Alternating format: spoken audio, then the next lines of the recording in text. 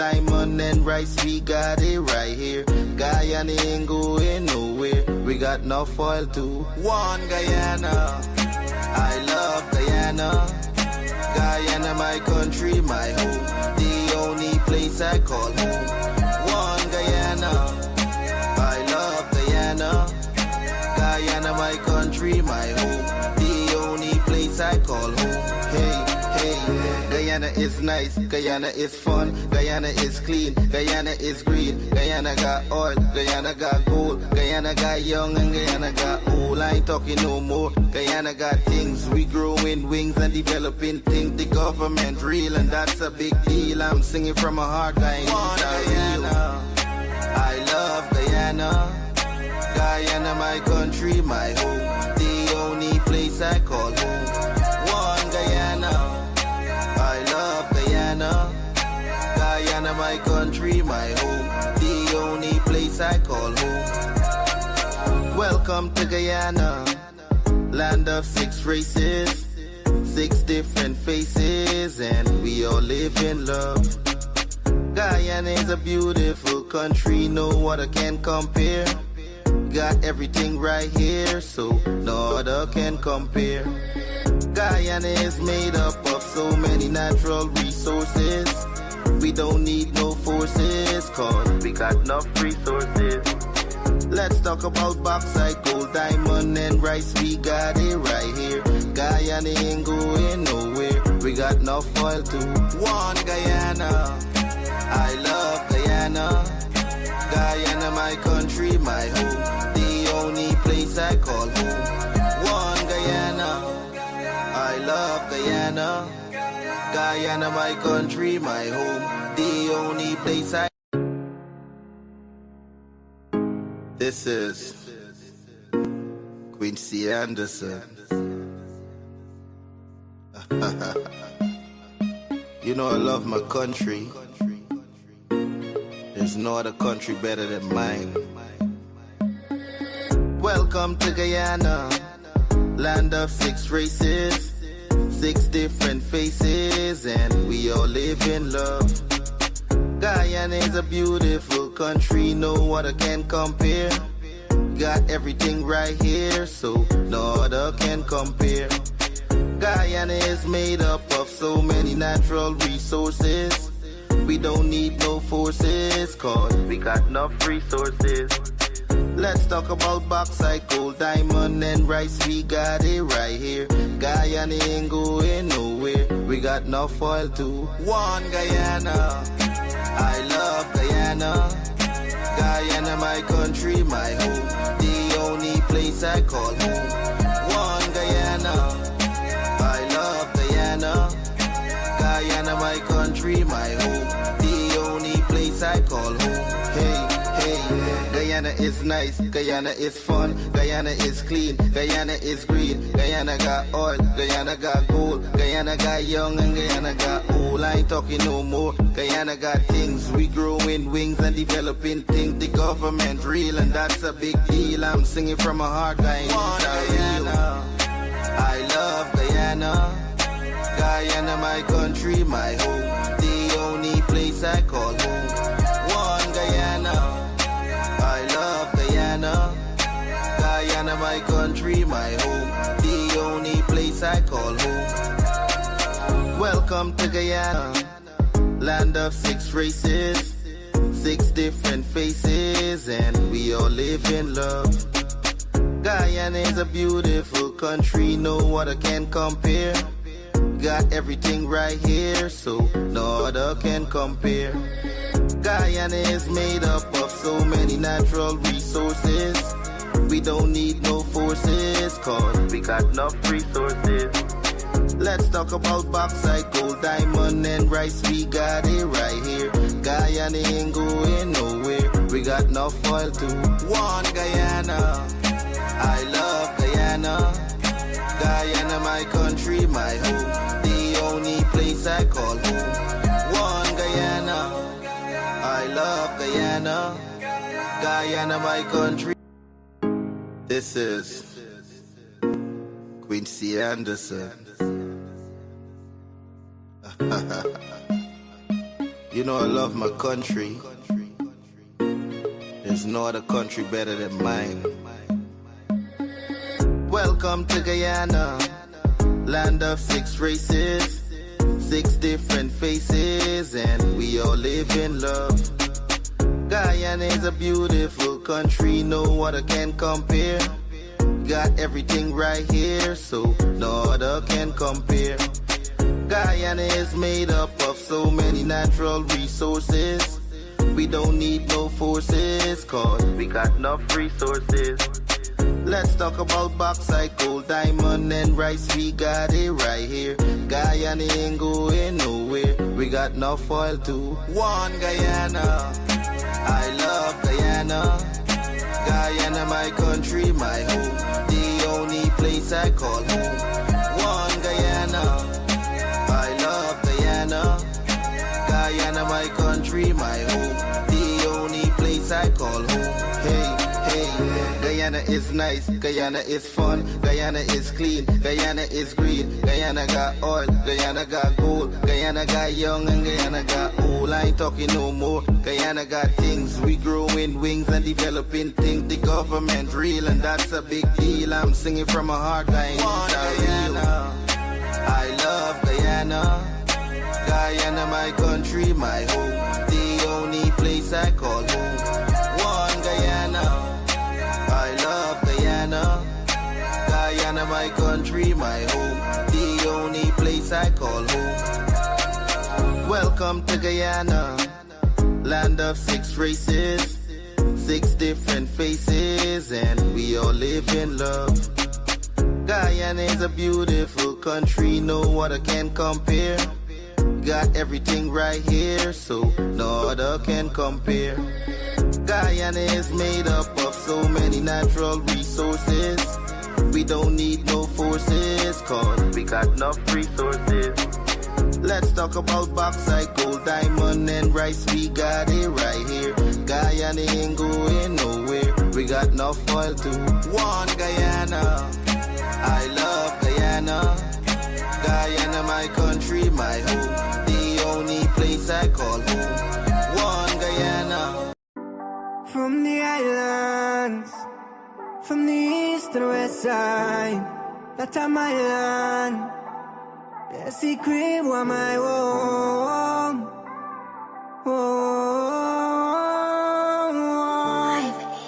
So that's my home. So when they been a suffer, nobody not been a fight for it. Now everybody want a piece of. We start to reach the symbol and where before them bring exam for final for it. We know how that fill up their minds, you see. And how that make them a rival way. Me just wish them could have seen all of the ends. They been a suffer like that. Me say forever, forever and ever. A secret boy my home. A secret boy my own. From the islands and rivers and mountains surrounding, the love in my heart is resounding.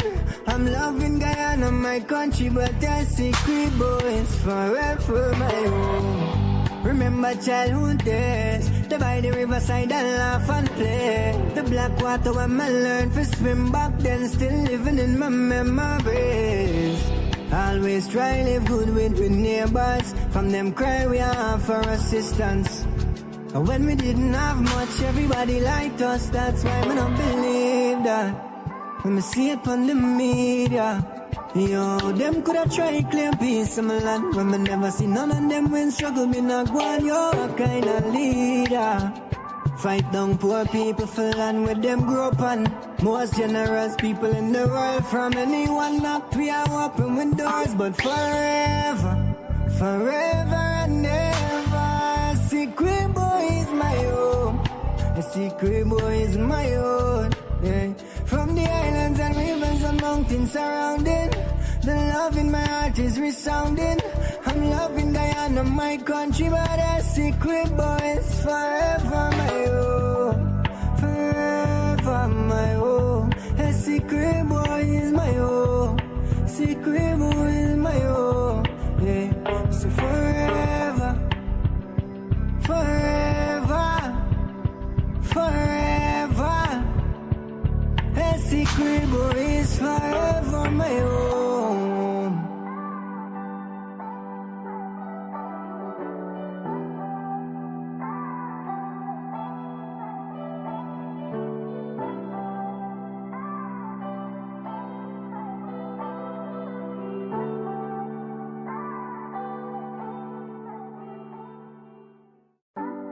From the islands, from the east to the west side, that's my land. The secret was my home.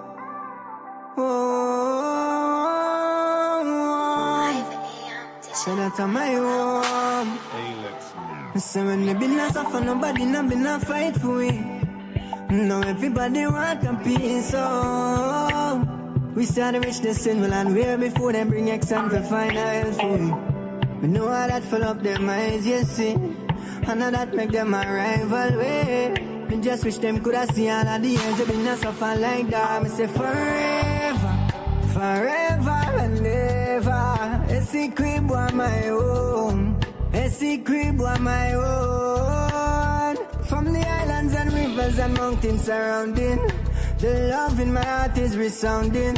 I'm loving Guyana, my country, but a secret boy is forever my own. Remember childhood days, the by the riverside and laugh and play. The black water when I learned to swim back then, still living in my memories. Always try live good with neighbors. From them cry we have for assistance. And when we didn't have much, everybody liked us. That's why we don't believe that. When we see it on the media, yo, them coulda tried claim peace of my land. When we never see none of them when struggle, me not go on. Yo, a kind of leader. Fight down poor people for land where them grow up on. Most generous people in the world. From anyone knock we are open windows. But forever, forever and ever, a secret boy is my own. A secret boy is my own. Yeah. From the islands and rivers and mountains surrounding, the love in my heart is resounding. I'm loving Guyana, my country, but a secret boy is forever my own. Forever my own. A secret boy is my own. Secret boy is my own. Yeah. So forever, forever, forever. A secret boy is forever my own.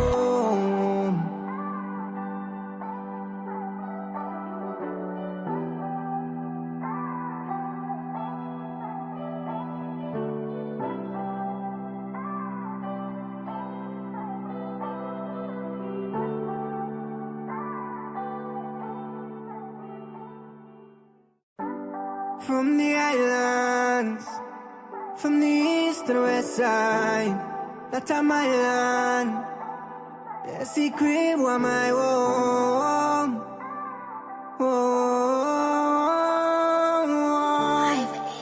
So that's my home. So when me be not suffer, nobody not be not fight for me. Now everybody want a piece of. We started reach the symbol and way before them bring action to find a hell for me. We know how that fill up their minds, you see. And now that make them a rival way. Me just wish them could have seen all of the years they been not suffer like that. Me say forever, forever and ever. A secret was my own. A secret was my own. From the islands and rivers and mountains surrounding, the love in my heart is resounding. I'm loving Guyana, my country, but a secret boy is forever my own. Remember childhood days, the by the riverside and laugh and play. The black water when I learned to swim back then, still living in my memories.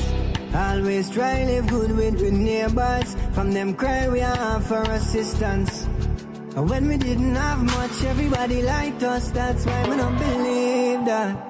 When we see it on the media, yo, them coulda tried claim peace of my land. When we never see none of them when struggle, me not go on. Yo, a kind of leader. Fight down poor people for land where them grow up on. Most generous people in the world. From anyone knock we are open windows. But forever, forever and ever, a secret boy is my own. A secret boy is my own. Yeah. From the islands and rivers and mountains around.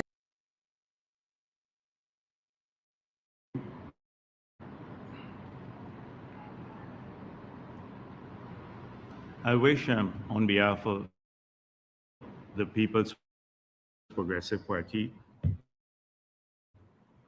to congratulate the world on the appointment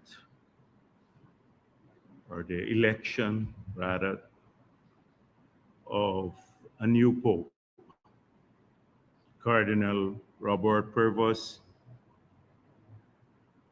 was just elected, and I'm sure that the Catholics in Guyana are looking forward excitedly to guidance from the Vatican as they continue to serve that community and the people of Guyana.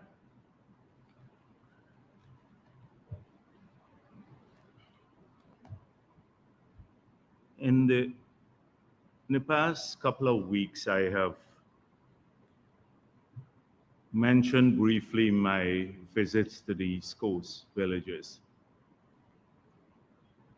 And last Sunday, I continued those visits. I visited and had in 3 weeks, about 20 bottom house meetings in the East Coast villages. And it's important when you go to these community meetings that you listen to the concerns of people, but they also give you an idea of what are the most pressing concerns in these areas.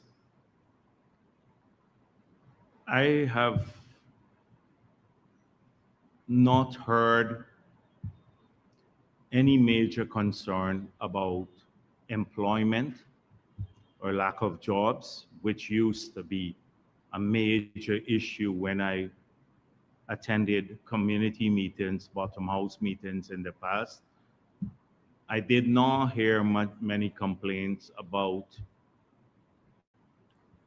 the health facilities in the region or the lack of educational opportunities for people. Those used to be primary concerns of people. The major concern that I've had, particularly from villages, from the enterprise area coming all the way to Georgetown, has been garbage collection, and we're dealing with this. I dealt with this last week. The state of some of the drains, the internal drains, and I outlined how we are addressing those by increasing the subvention to the NDCs and giving them a mini excavator. But one problem has been affecting large numbers of people that seem to be not just a problem for the East Coast, but in most communities in which construction is taking place. So on the East Coast, although it may not be visible to many people who live on the East Coast and around the country, there is a significant amount of work being done at the back of the established villages. We are currently building a 46-kilometer road, Crusher Run Road, and people who live on the coast would never have a clue about that. But a Crusher Run Road is being built from Georgetown all the way to Mahaica. They have 12 contractors working on that road, and it will cost us about $5.5 billion. That road is to give access to the backlands on the East Coast so that we can then implement the larger project, which is the transmission of power from the Wales facility all the way to Berbice. We have awarded 3 contracts to to build these massive steel towers that you see when you travel around the world. And that contract is nearly $500 million US dollars, but to build that futuristic infrastructure for Guyana. And so people, and that would be, they would have a 230 kVA line on that infrastructure. Right now it's a small one. It runs on, we move power from Georgetown to Berbice on these wooden poles on the railway embankment, which have to be removed. But this would allow us to take large volumes of power all the way to Berbice to industrialize the East Coast, Region 5, Region 6. And because along the way there'll be substations so we can reduce the power, take them off the high-powered transmission lines, and then distribute the power to these communities. Cheaper power, more reliable power, with better infrastructure. Critical for the future. But if you drive, you don't see that happening. This is the machinery of the future being worked on without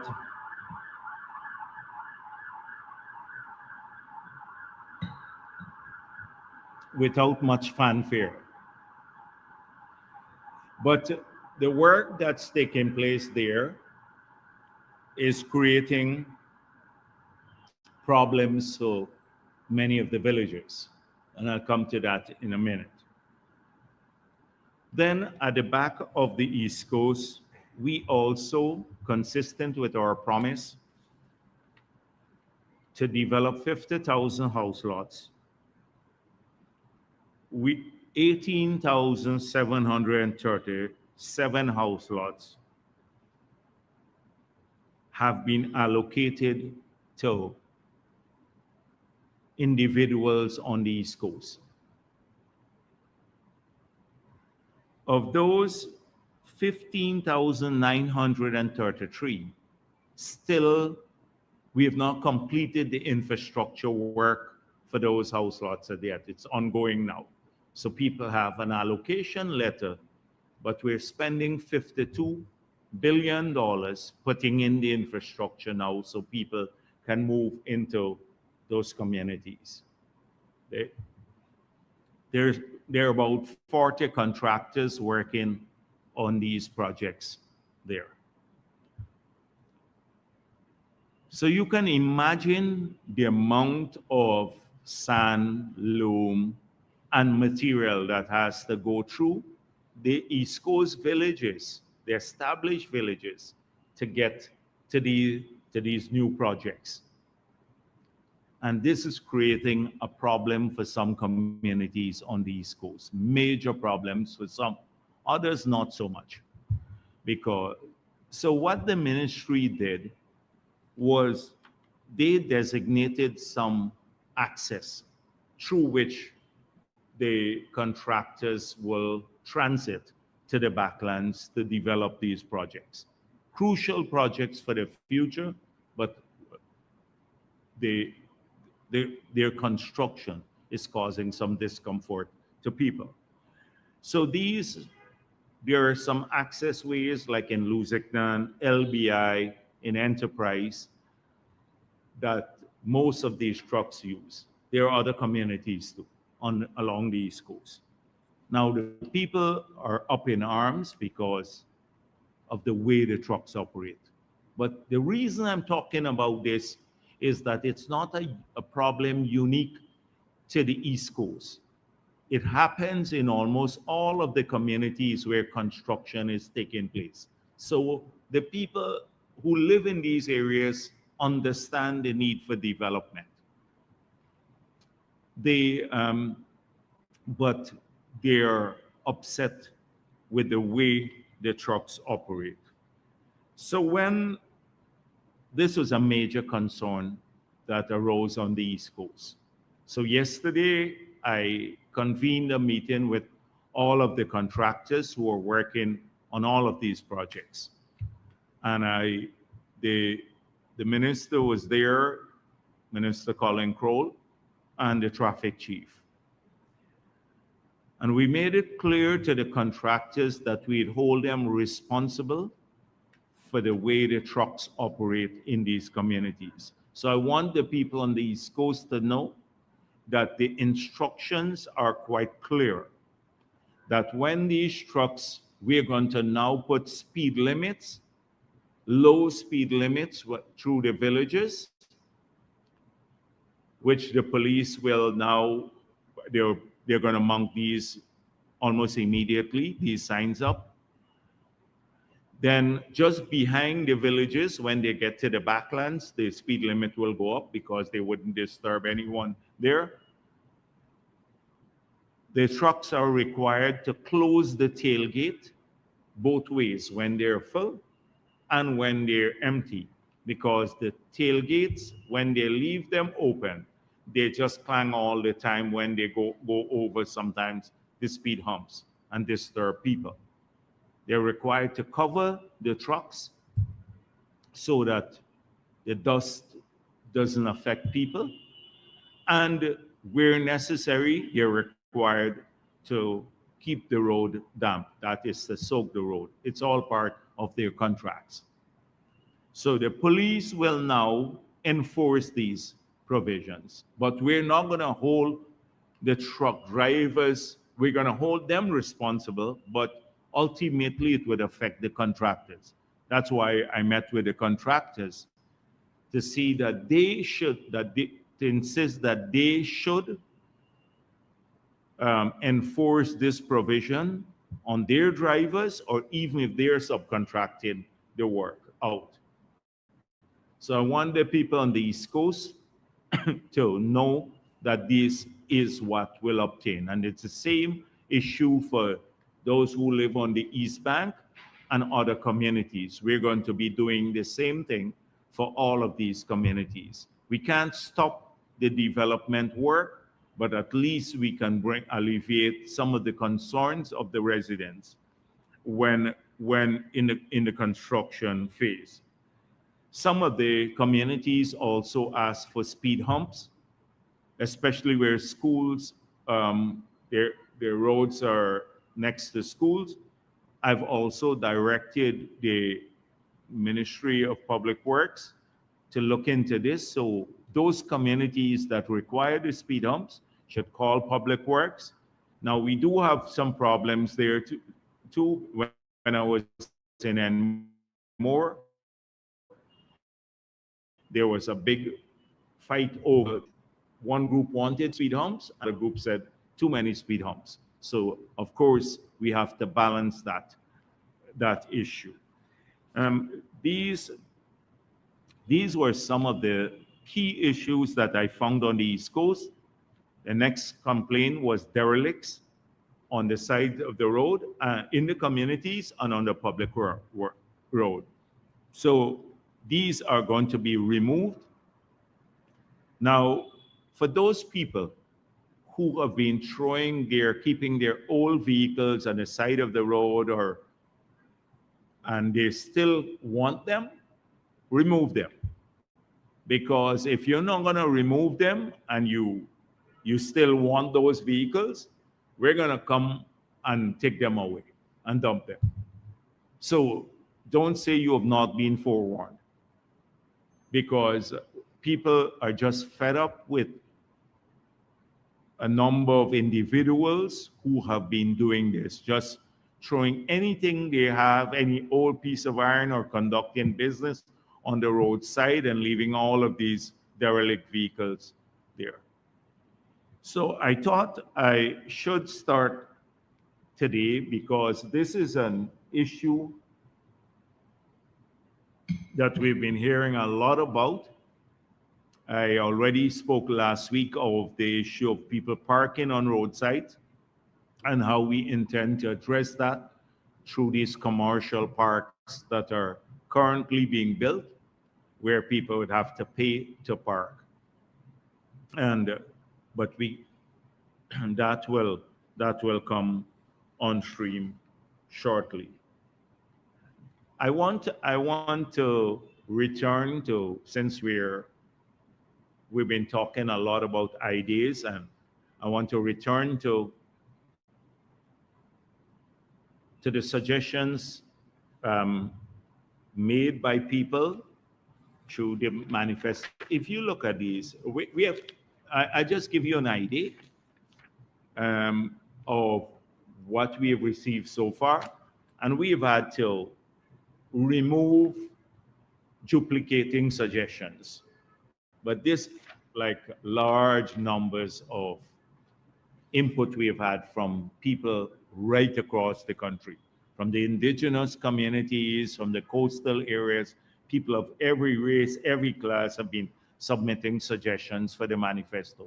And we really appreciate this level of participation. The, and a lot of the suggestions are great suggestions. Some are very small things that can vastly improve the way we work.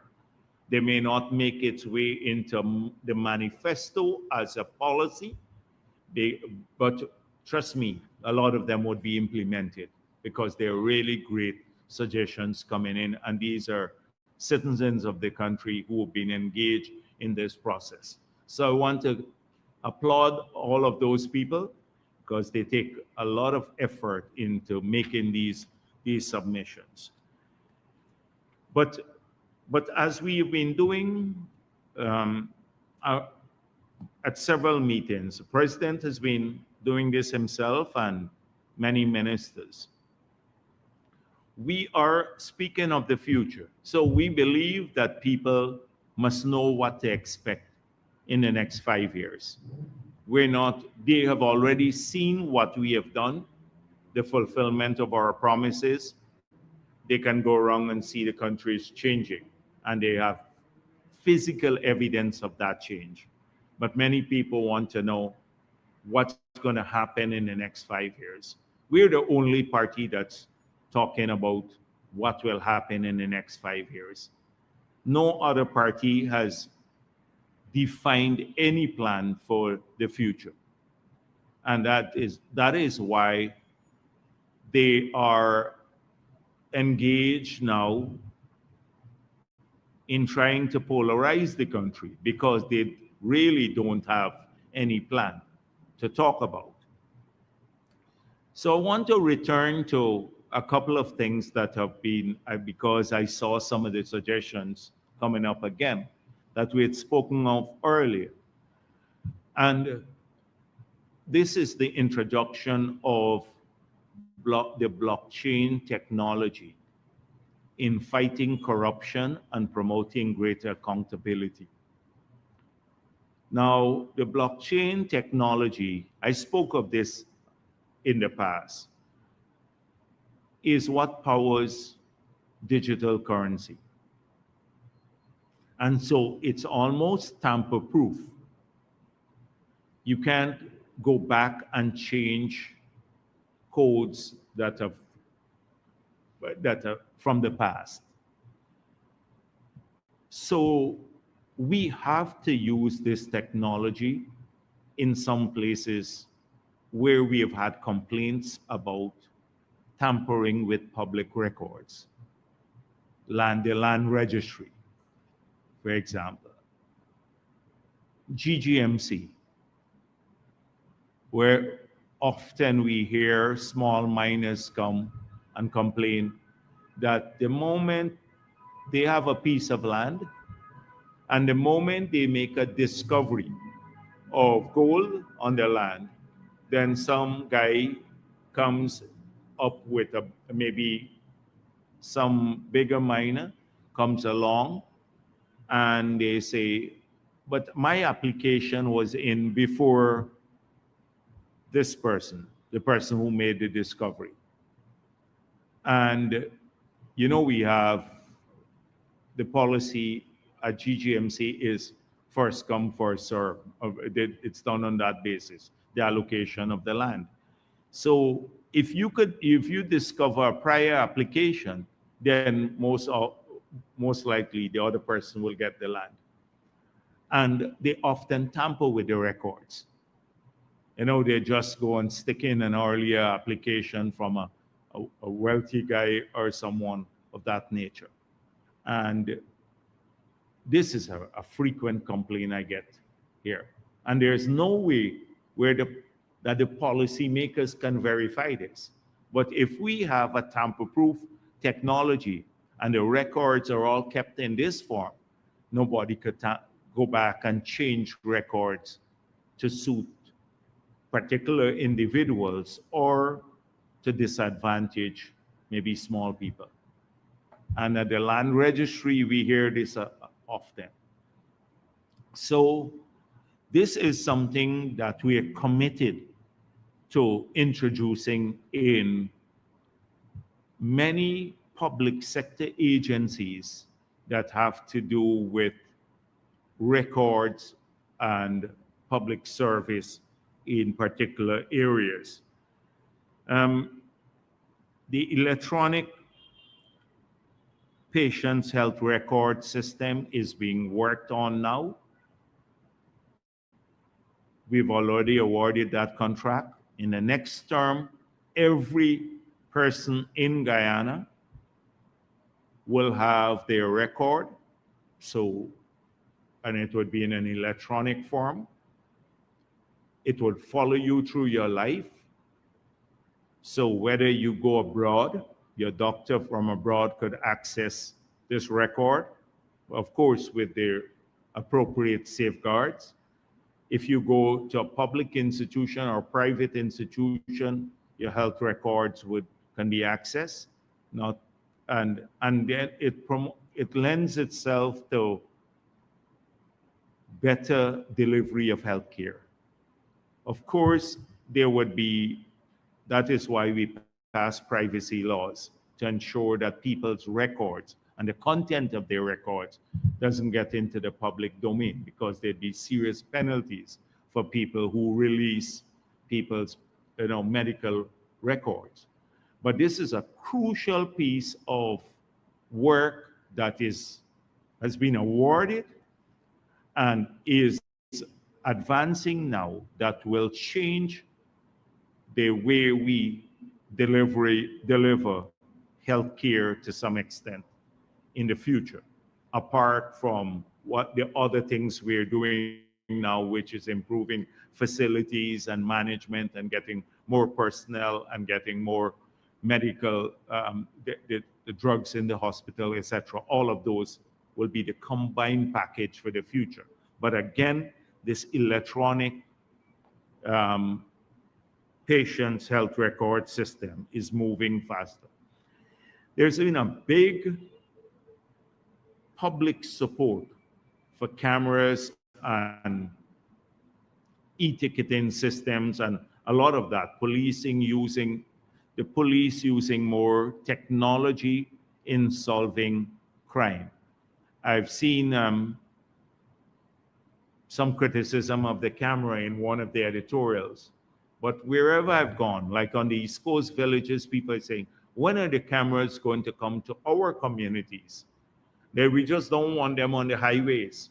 We want them everywhere in our communities, because we have a lot of petty crime, in some of these areas. We don't even report some of the petty crime, but we want the cameras in our communities. So there's a massive public support for this sort of thing. And I can assure you, like I said it on the East Coast villages, as soon as we're covered, the highways and the command centers are built out, then all of the villages and different wards in the city, etc., in the towns, will get these cameras along with street lights, because 100,000 of those are now being procured to go into all of these communities to focus on security. But I just wanted to come back. And the e-ticketing is gaining public support because no one can request a bribe. You can't negotiate with a camera. So if you're a politician or you're the commissioner of police and you speed, you'll get the ticket. You can't go and say, I'm an important person or not.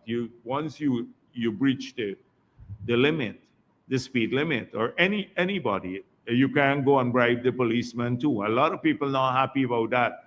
They will want you to stop bribery and everything else, but then they're saying, you know, you shouldn't have the e-ticketing system. It's going to expand, and it will cover more activities.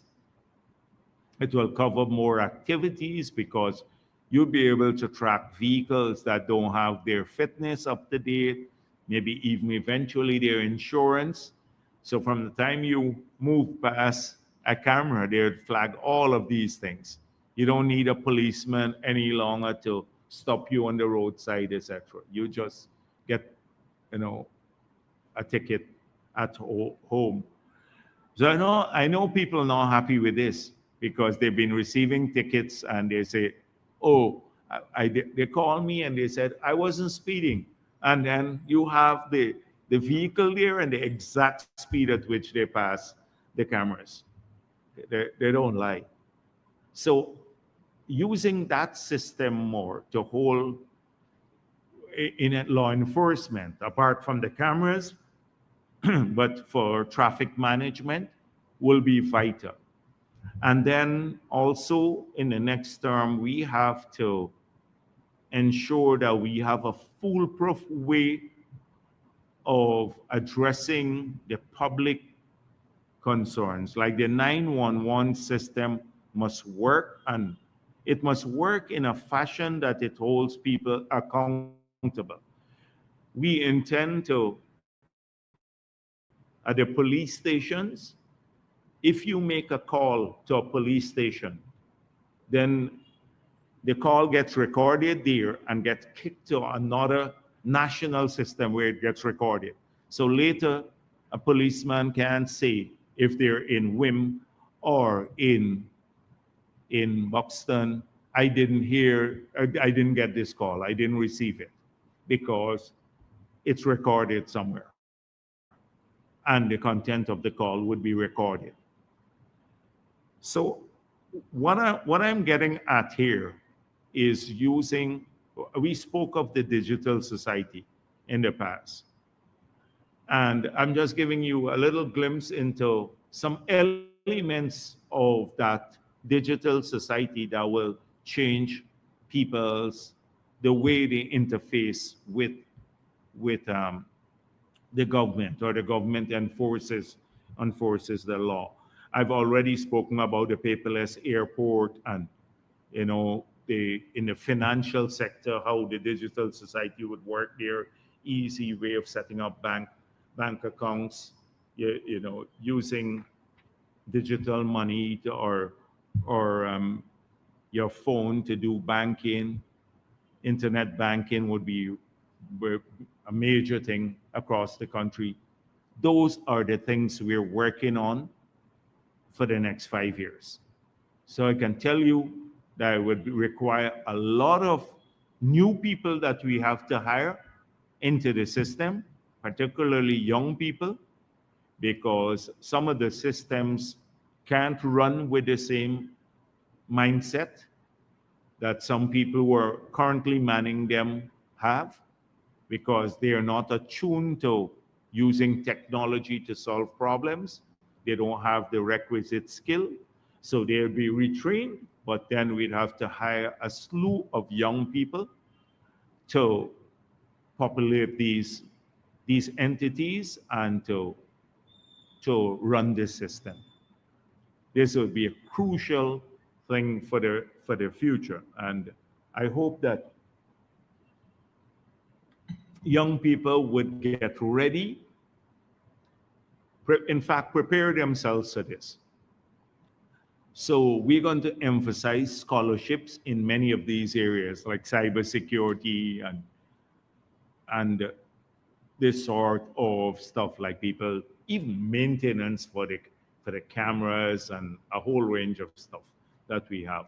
Emphasis on those kinds of jobs for the future. I just wanted people to start thinking about that. So hopefully, if you have additional suggestions on the digital society, that's the feedback I'm giving to you now, those who have been sending this information to the party, because there's a party's press conference, so you've been sending, and I'm grateful for that, but this is the direction. So we're still open to ideas about additional areas in the digital society that we can work on that will allow us to better deliver government services to people and make the lives of our citizens easier, less time consuming. They can do the things that they do now.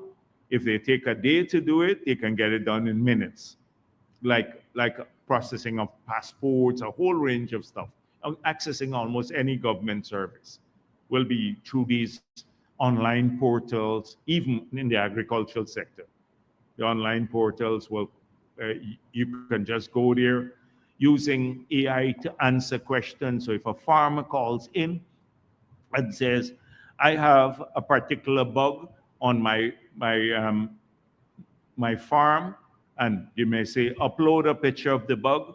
You know, a picture of the bug, they just upload a picture of the bug. They'll tell you what bug it is, and also what kind of maybe drugs you have to use, pesticide to get rid of it.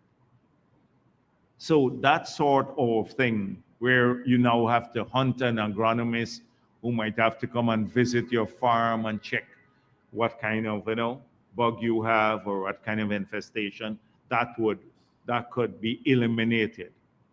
Using it in education, AI in education will be a massive new direction for the government in the next 5 years.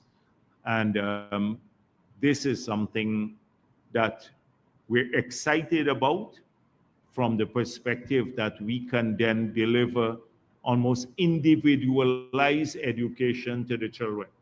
Well, not just children, to people of the country.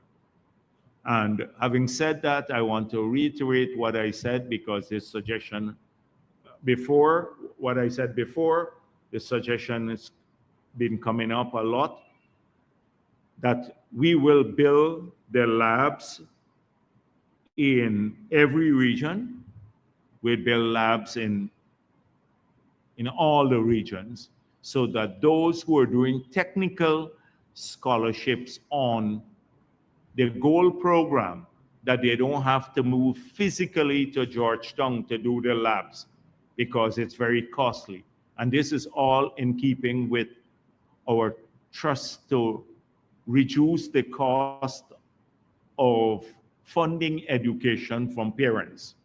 We've already done it by making university education free, paying for the CXC and CSEC, 8 subjects, the children grant, where your labs, you throughout all the regions.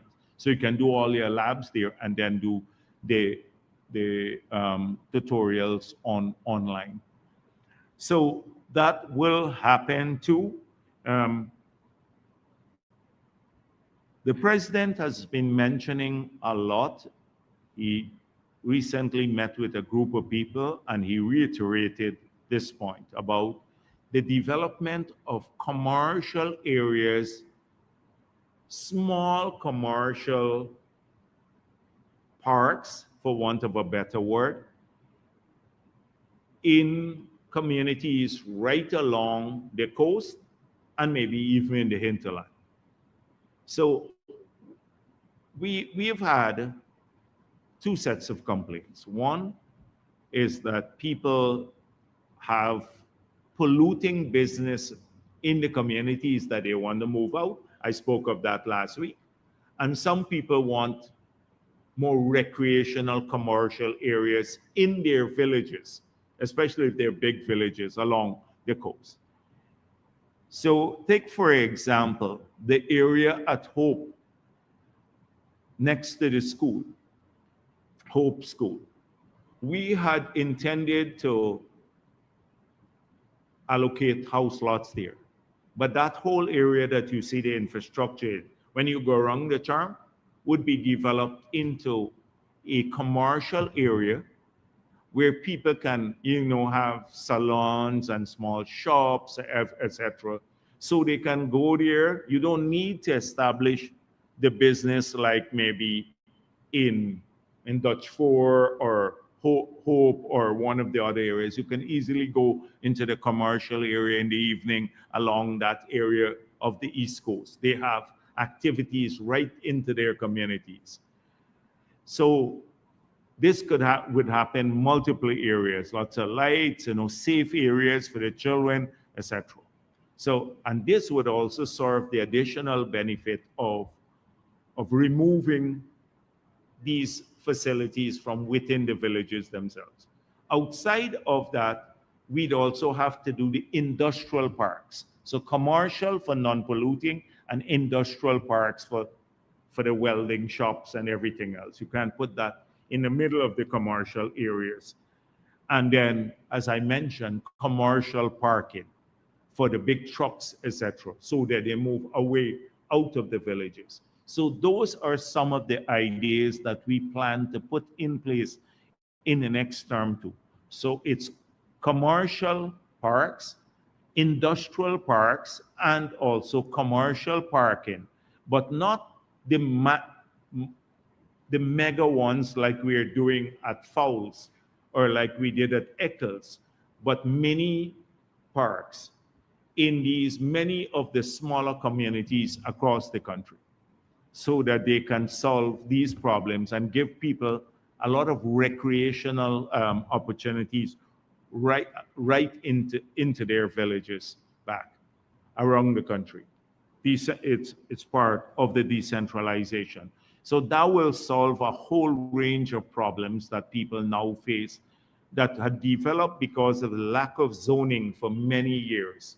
Maybe for 50 years, the zoning laws were not enforced.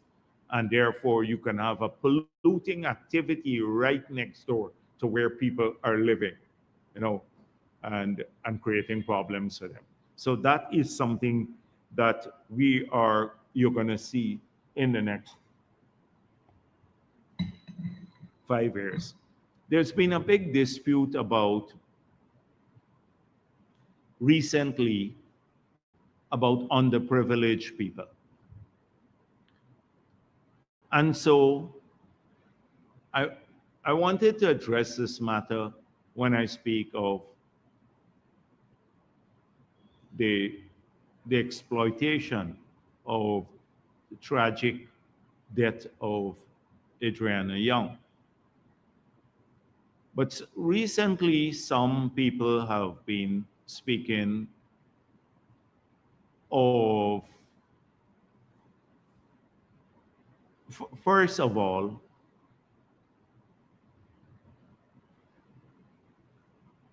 we've had, I spoke of this before, a number of people who we believe dishonor this child's death and life, and their family made it clear too, they don't want violence, by engaging in violent activities and looting, beating people up, stabbing them unprovoked on the street like the homeless man, all in the name of justice. So I was pleased that everyone condemned it, including the opposition parties. They said, and disassociated themselves from this. Then they blamed the PPP. They said the PPP had planted people to do this sort of activity using the 10 days workers. Now, another group within the opposition is saying that the people who did this were disadvantaged and underprivileged people, and that the failure to address them is somehow a failure of the PPP's governance in office. So let me make it clear, first of all, that these individuals have nothing, they're not PPP plants. if they break the law, I don't care if they claim they're PPP or not, but I know that many of them were mobilized by the opposition, who then distanced themselves from them when they got into trouble. But whether they're PPP or not, I support strong enforcement action against anyone who broke the law. I support that. So a few people, very few, may be caught up in the protests unfairly. But the majority of those people who are charged and before the court, there video evidence of their transgressions, them breaking the law, looting or harming people. Now, they have to be dealt with in a single way, with the full force of the law. Nobody is immune from strong legal action. But are we, as a society, did this group of people who now been defended by the opposition, did they do this because of exclusion from society? That's the question. They seem to blame the PPP for their exclusion from society. So clearly, we have to do much more work to reach poor people. But if you talk about underprivileged people and poor people in this country, you have as a duty to trace, and you blame politicians for it, you have to trace the evolution of poverty and the evolution of wealth creation and opportunities historically. And the People's National Congress, an AFC, have had control of this country. They ran this country for more than half of the period since independence. They are 28 years in office. Then they had another 3 years from 2012 to 2015 when they controlled the parliament. And then they had 5 years as a government. So what did they do for underprivileged people and poor people in Guyana? In 1992, in 1990, as I pointed out recently, 89%, it is 7% of the population was living under the poverty line. The Ramperkar study that they commissioned through CIMAP showed that 87% of the population living below the poverty line. That's a study that they commissioned in the early 90s. Sir Alistair McIntyre said we were in 1990, his report, we were poorer than Haiti. So you didn't only dispossess or made poor a small group of people, you made almost the entire country poor. That is your track record. People of every race, not just a couple of guys who are robbing people. You made everybody poor. Public servants were pauperized in that period. When we got into office, the minimum wage, well, and which most people around the minimum age was $25 a month. You recall the period, if you ask your parents, etc., you would find out that the public servants were busy trading. They were used to go to Trinidad and buy little things in suitcases and come back into Guyana. Couldn't survive in that period. So we took that country, no middle class, no housing there in that period. They'd stopped building houses. People didn't have jobs. We were burdened by debt. No drugs in the hospital, the destruction of all the infrastructure. And by 2015, we had a growing middle class of people of every race. In fact, a fairly large middle class, but lower middle class. We had people starting to get wealthy again. We had fixed the finances of the country, made it solvent again. So that was the record of our 23 years in office. I'm not going to go through it there. People started owning things once more. We had a Diamond Scheme built, Eccles built, Amelia's Ward expanded, Block 22 in Linden expanded. I can list the number of places. Sophia, that was a squatters settlement. We started putting in infrastructure in Sophia, etc. People started owning things. They started getting jobs. Then you got back into office. 5 years. Where was Nigel Hughes or Cathy Hughes? At their press conference, they're talking about these people are dispossessed. And that is why they behave in that criminal manner. But what were they doing? Cathy Hughes was a minister. Nigel Hughes was chairman of the AFC. Simona Brooms, who was at the press conference, she was a minister of the government. What did they do with these kids? In fact, more people started losing jobs again. The same people that they're talking about lost jobs again. They lost welfare.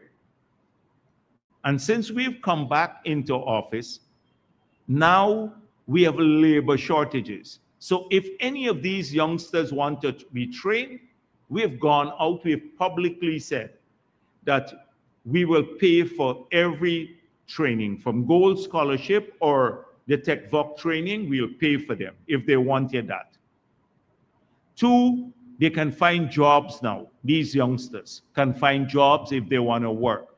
I was in Success, and the people said to me, these boys hanging around on the ball field here all day, they don't want to work. And I said, I can find work for them. They said, oh, they don't want to work.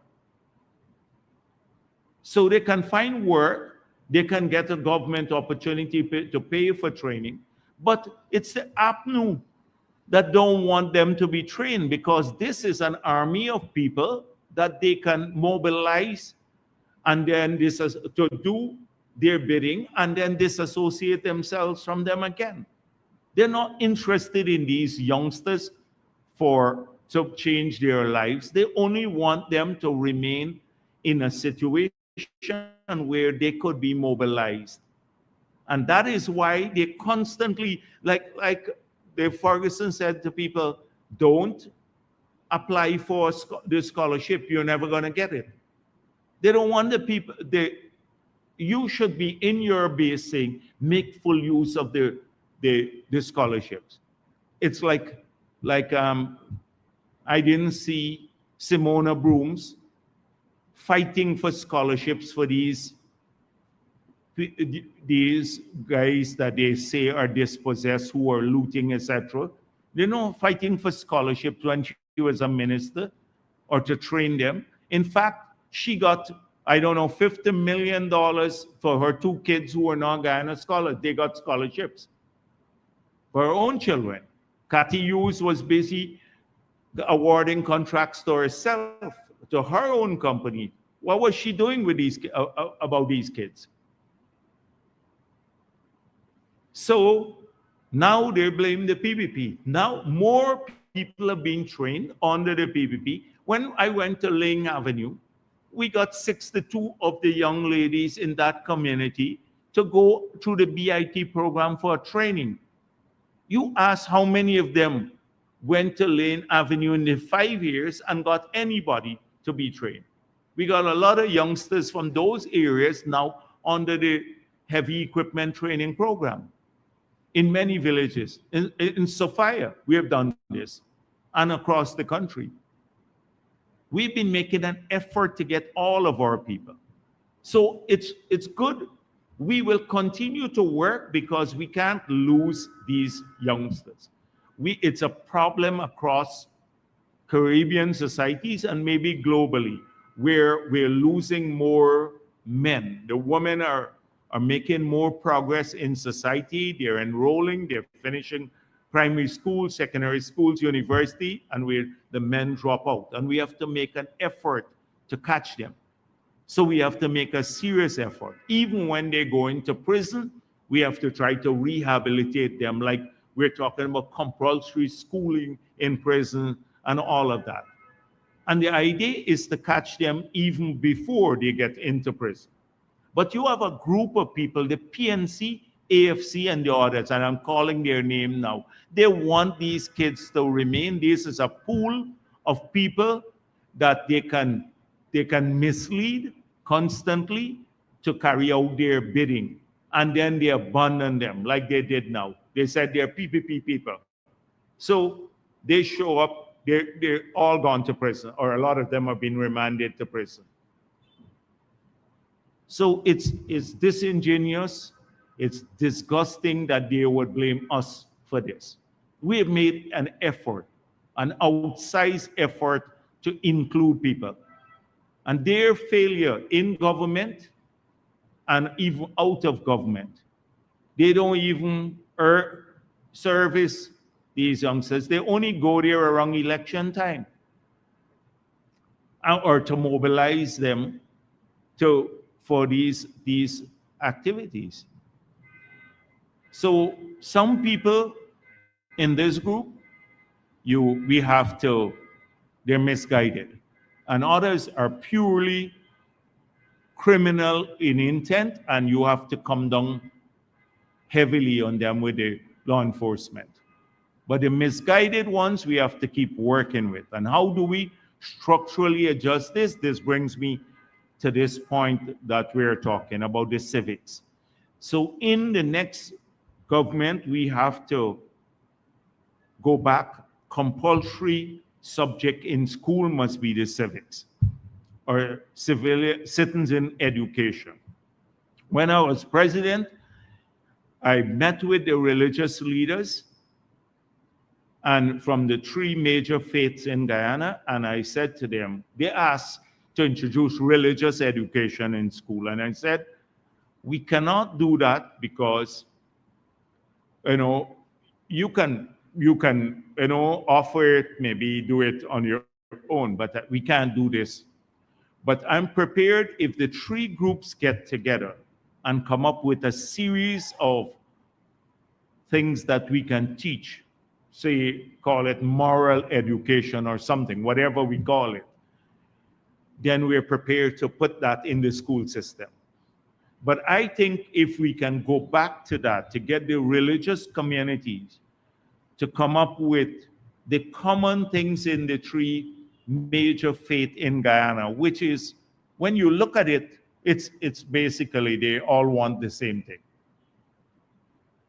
And combine that with citizens' education, the rights and responsibilities of a citizen, the Constitution of Guyana and their rights according to the Constitution, maybe, the value of democracy and the need to preserve freedom, patriotism, the integrity of our borders. All of these can be combined along with what is distilled from the 3 major faiths in one area, in one subject, which could be a compulsory subject in school, with the hope that we would incubate better citizens at that level. This is something that we are open to introducing in the school system. So hopefully we be able to have more patriotic people and people who would not lie so blatantly. Look at the callous and disgusting attempt to use this child's death to mobilize people for a political purpose or to polarize our people along ethnic lines. This is a disgusting attempt by the opposition. Look at the lies, the outrageous lies being told by this nurse aide. How could you invent something like that? And then release it in the public domain. How could you even dishonor this child by doing something like that? And then spread it. Their influencers were spreading it like wildfire. You have to be warped to believe something like that the minister would ask a nurse aide, not even a nurse, to go and witness an autopsy and to give her technical opinion of it. You have to be like really, really mentally deficient to even believe that. The nurse aide, you qualify for a nurse aide because you can't make it as a nurse as yet. You don't have the requisite qualification. But the minister would ask you to give a technical opinion on the autopsy. The 3 pathologists are there, trained 12 years of their life, 15 years, thousands of autopsy combined among them. And you give an opinion, the minister wants your opinion. And people imbibed it. They spread it like wildfire. And that's why, I believe it's got to be the same people who actually believe that APNU won the 2020 election. I saw someone post that. Because it's the same sort of straining of credulity. Yeah? It is really something. And then a lawyer, a mediocre lawyer at best, not a prominent lawyer, suddenly can pronounce that the death is a result of a homicide without any investigation, without any I can't imagine that, and people would allow themselves to believe this stupidity because they are looking for something to hang on to. And why are they looking to polarize our people? Because they cannot go to the electorate with achievements or plans. They're not going to talk about jobs for people in the future or whether you would own a car or you're going to own a house, which we are talking about. We want people to own things, to have a better education, to have a better health care. They can't compete on that. This is the only way of getting people to vote for them. Go back to the old racism. And everything is PPP. The president promised a thorough investigation. We brought in the pathologists, their own pathologists, prominent person, all concluded the same thing. They were witnessed by their lawyer and the doctor. And then they turned because the family lawyer and the family doctor came out and spoke professionally about what took place there. They turned on them because they are looking, and these are the trolls and the PNC people. That's all they're looking for. You can say nothing that will satisfy them. Not a single thing would be able to do. You can bring anybody in the world, 100,000 persons to investigate the matter. And if they conclude, if they don't have a conclusion that they want to hear to polarize the country, they would not believe. This is what's turning into a fiasco and dishonoring this child, using her politically. Now, we all were concerned about it as a country, every one of us. That's why we took such, no other child or any other death has been investigated at this manner, like in the autopsy, from the autopsy perspective, ever in the history of our country, because we wanted to get to the truth. And now you saw there would be another person will join the team from the RCMP, will join the investigation team. The Ministry of Home Affairs announced that today from Canada will join the investigation team. If you look at the CV of the person, experience in this matter, an investigation, and we hope that we'll find the truth, whether it was through negligence that this child died or foul play. That's all we're looking for. That's what we want, so that we can bring this matter to closure and do justice to the child and her parents. This is what, but these people, it's such a callous, shameful thing for them to do. Imagine hosting the press conference there just outside the hotel. Nobody was paying attention to them. And even now, they're not paying much attention to Nigel Hughes and his gang of misfits that were there. And they even lied on Norton. You saw Cathy Hughes lying blatantly. That is the typical AFC people. They lie all the time. Remember, Patterson said he had the SOPs that show they won? You remember the same Cathy Hughes with her Russian thing helped to rig the elections in 2020? Well, you got a taste of it. She lied blatantly just a couple of weeks ago, or last week. Said that they invited Norton, and it was a lie to the press conference because they were hoping to steal the show from Norton. So if he had gone there, maybe Norton would have taken over. This is what it's all about. Nothing to do with this. So my point is that when you talk about, when the AFC speaks about dispossessed people and poor people, examine your own party's track record of what they did to alleviate poverty. Nothing. In fact, more people grew poor under them. Almost all the progress that we've made since the 60s, when Guyana used to be the Singapore of the Caribbean, has been made under the PPP, because your years have been spent at decumulation of wealth, pauperizing of our people.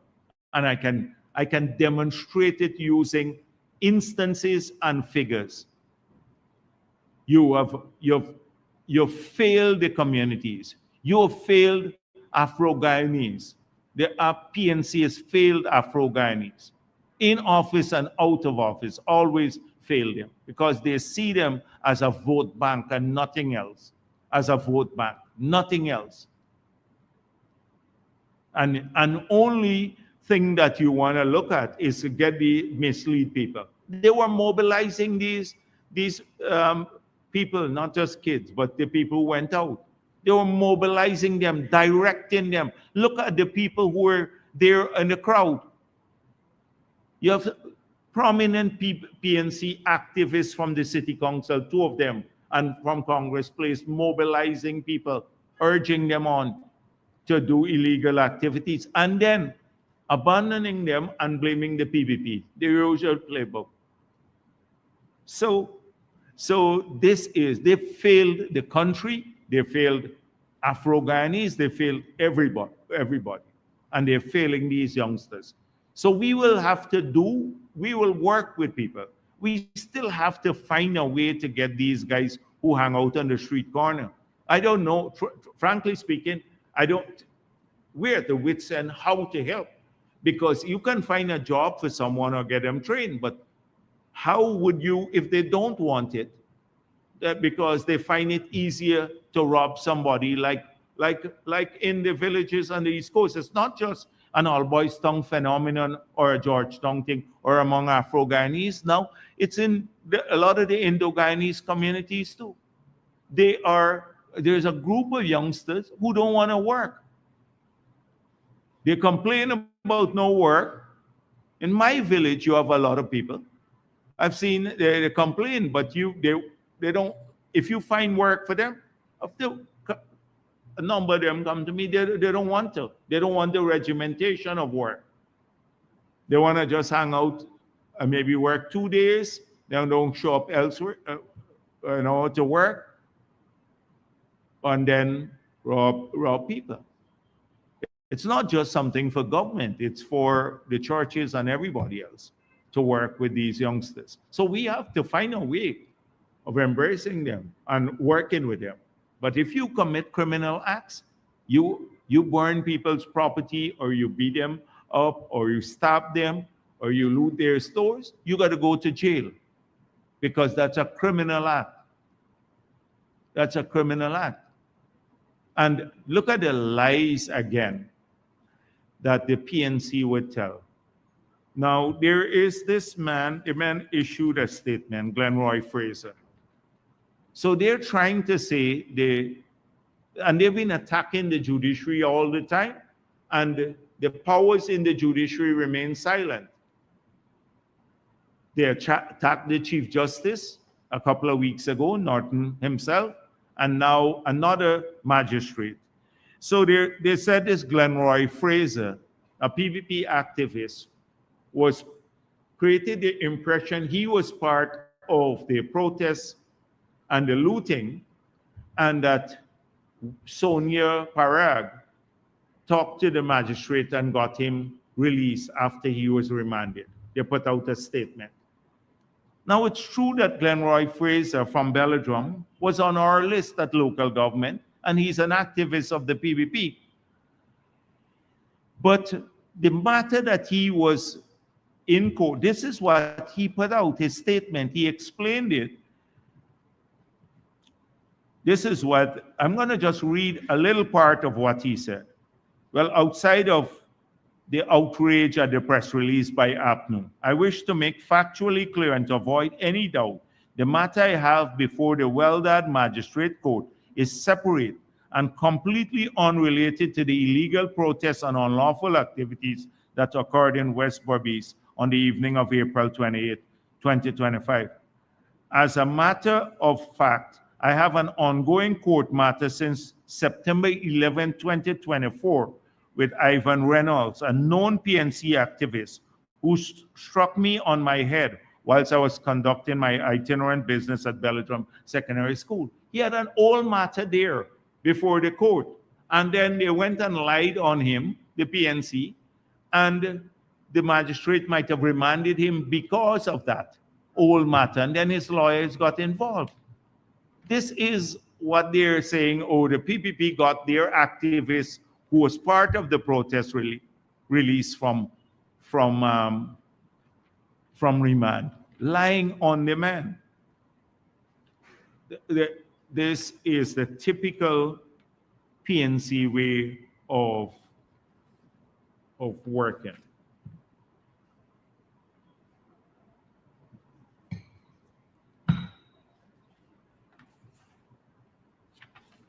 One suggestion more that came in. What are we going to do about Dorman Park?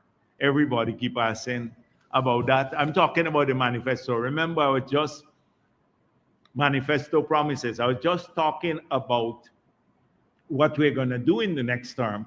And this civics education is something we want to introduce compulsorily in school.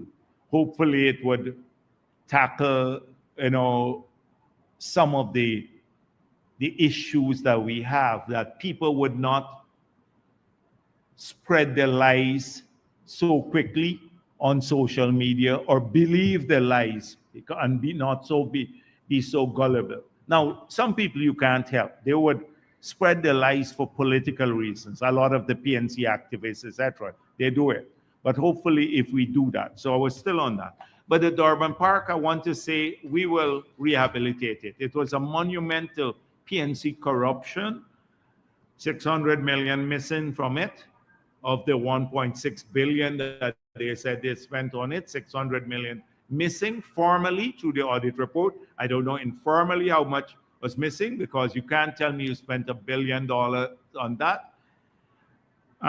But we need to fix it. So I want to say to the people who have made this suggestion that we clean it up and fix it up in the next term, yes, that's going to be done. It's going to be, I think we've learned in the 5 years, we had to let APNU have its monument to their five years in office. Now, I want today's editorial in Starbuck News, tariff strategy or paralysis. So,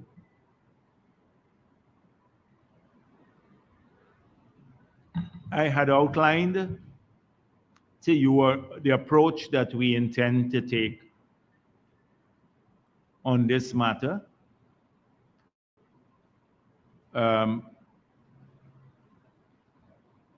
When the US announced the reciprocal tariffs,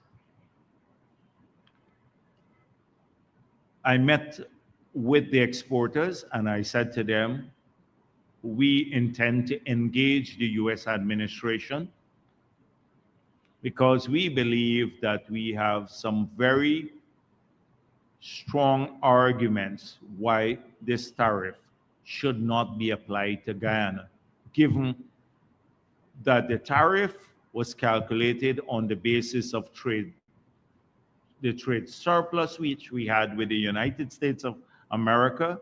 They applied the standard formula for all countries that had trade surpluses with the US. And as a result of that, we were stuck with this reciprocal tariff of 38%.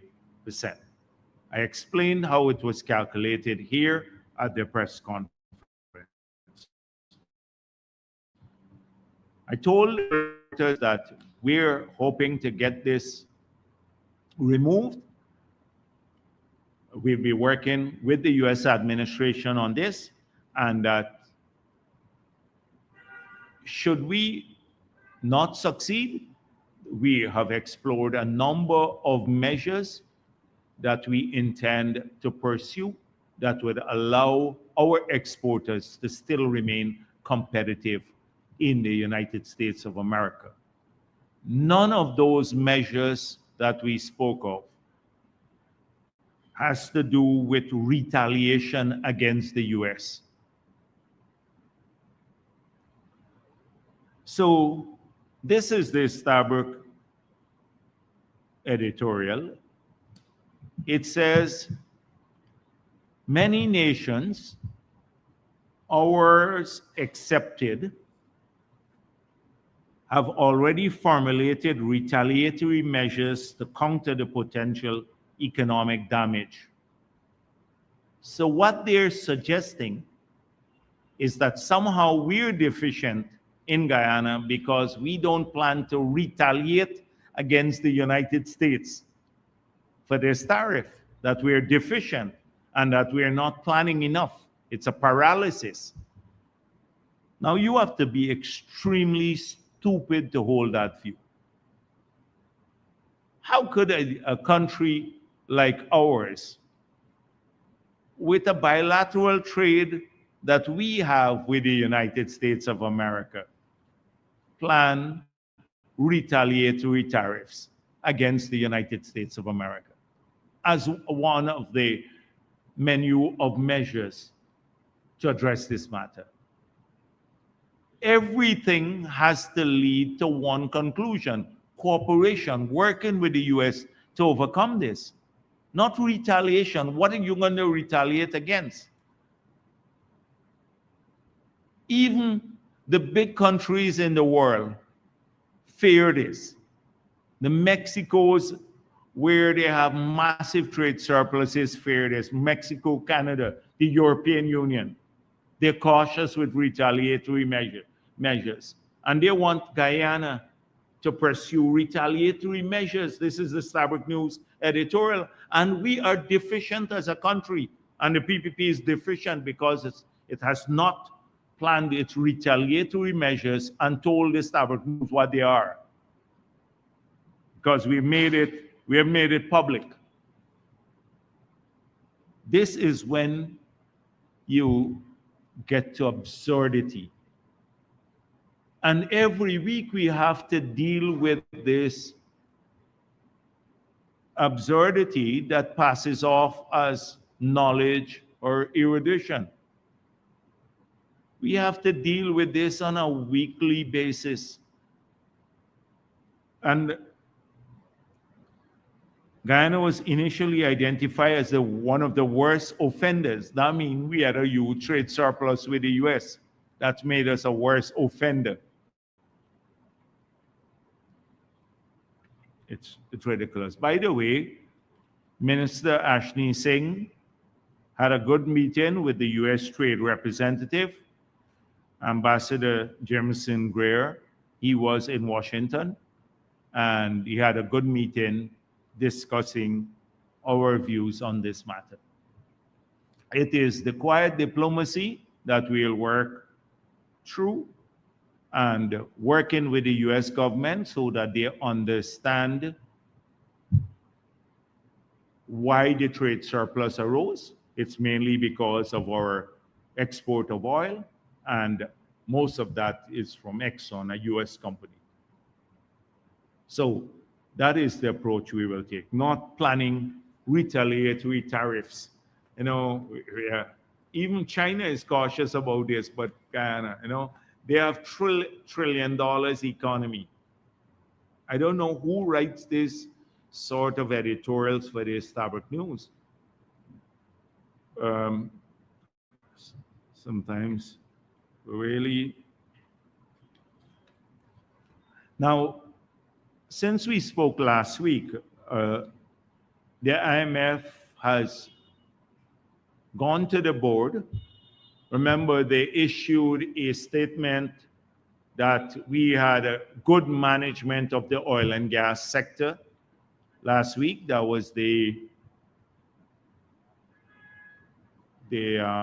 summary of the document, and also at a press conference that they had in Washington.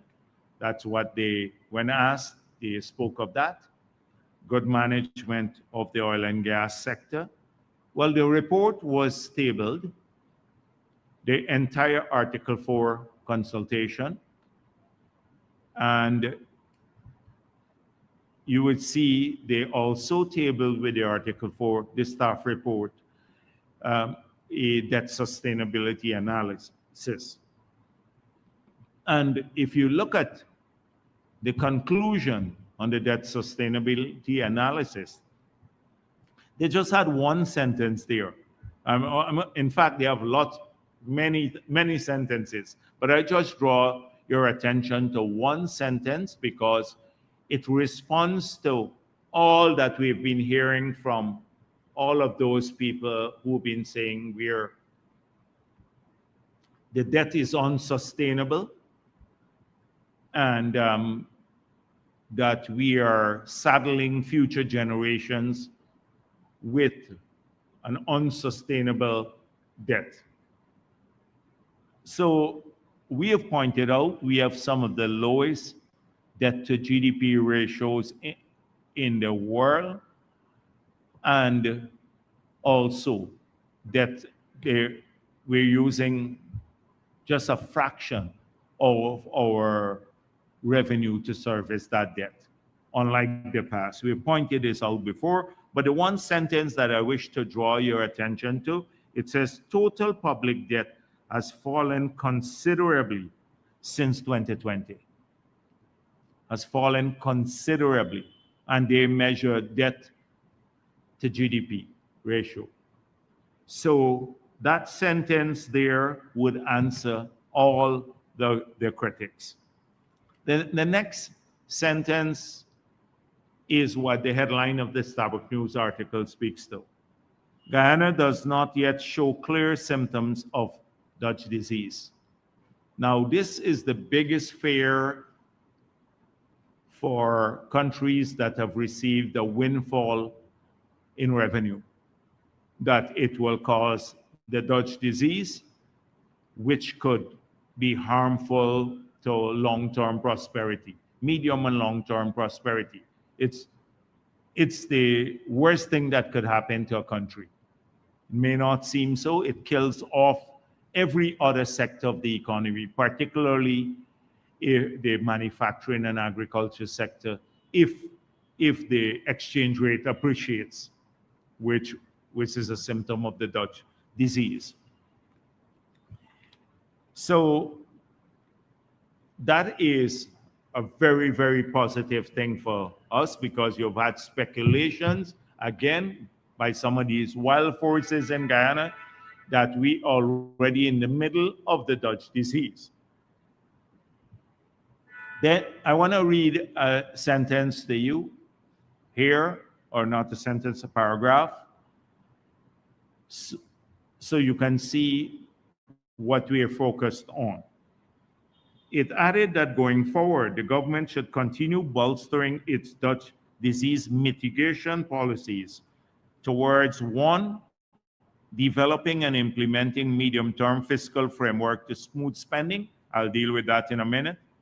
And two, supporting the diversification of the economy, including export diversification strategies and the expansion of the manufacturing sector through structural reforms and investment programs, while enhancing productivity in non-oil tradable sectors by improving business environment, including through investing in resilient infrastructure, ensuring reliable and affordable energy supply, investing in human capital, and strengthening governance. A long sentence.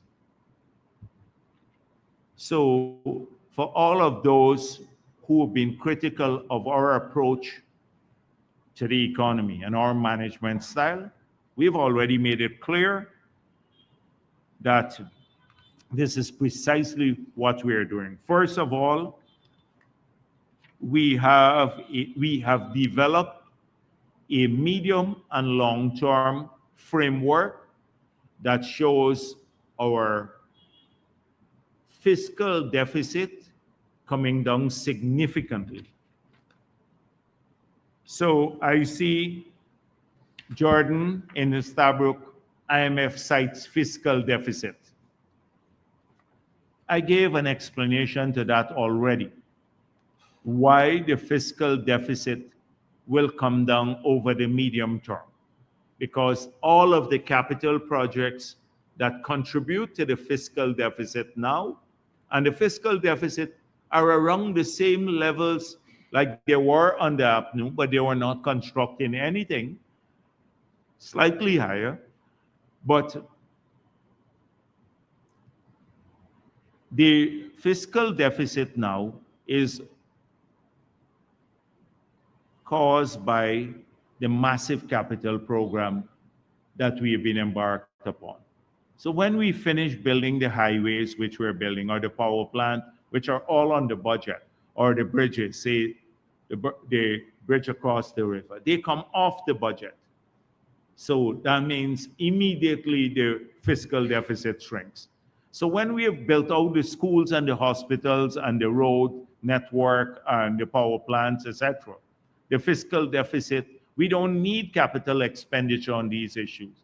It will cause a massive reduction in the fiscal deficit, but we would have already built out the infrastructure. So we've laid that out already. Two, our economic diversification program is in full swing. And this is supported by what they said, the IMF said,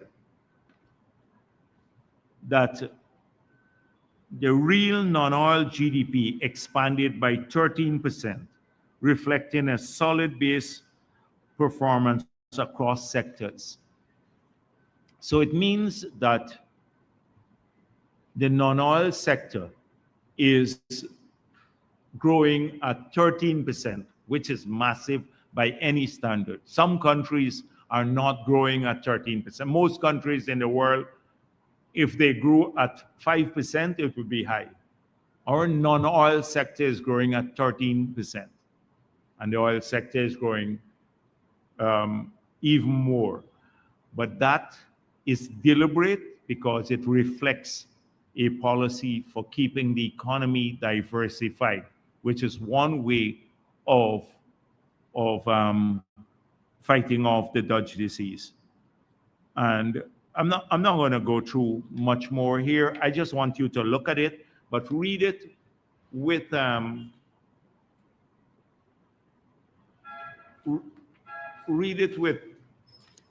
some background knowledge of what has happened. So the Starbuck News took a dig at us and saying that the IMF report also cited labor and unemployment figures from 2021, which may challenge the government's claim here about the creation of more than 50,000 jobs since 2020. Now, if they gave the 2021 figures here and showed a massive rate of unemployment among youth at 31.9% in 2021, that was in the COVID period, but many people had already lost their jobs before COVID. How does that cast doubt on a 2025 figure? That's the baseline. That's where the starting point is. But if you can't tell me today, even anecdotally, that 32% of people who are looking, that's 1 in every 3 persons, a young person looking for a job, can't find a job. We have labor shortages in many parts of the country. You may not get the type of job that you want because the qualification may not be suitable for that type of job, but there are jobs out there for people to get in many sectors of the economy. So the 60,000 jobs are valid. They're valid. In 2021, we didn't have the 15,000 people who were part-time workers in place. So how would that citing 2021 figures in the IMF report cast doubt on our assertion in 2025 that we have changed the job landscape in the country? How would it cast doubt on it?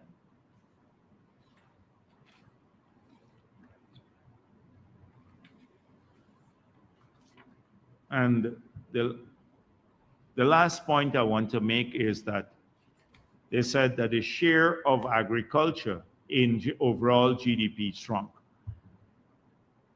And also, how are we arguing that we're diversifying and promoting agriculture if its share in the GDP, the non-oil GDP, shrunk? Well, things are not static. So you have a massive expansion in the construction sector. You have a massive expansion in services. If you look at the hotels being built, etc. So they grow. Now, agriculture investment by their very nature is a long-run type of investment. So you're not going to see the supply response immediately for agriculture. It takes time to create a sector. So take, for example, corn and soya industry. We've just put in the infrastructure. We put in some basic infrastructure.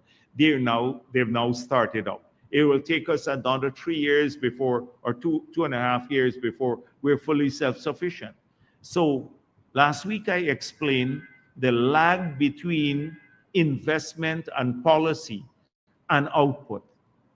Often people don't look at that, and that sort of analysis has to be done here when you look at the lag effect of many of the policies that we are putting in place. So I'm not going to go after Jordan. I'm giving Jordan a break this week, but he Starbuck quoted him liberally there. I think I'm going to end here. Yes, thank you.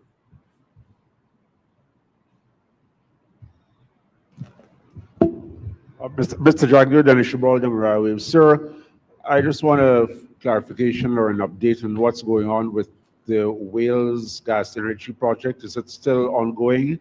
Yeah. And I'll have a follow-up on that.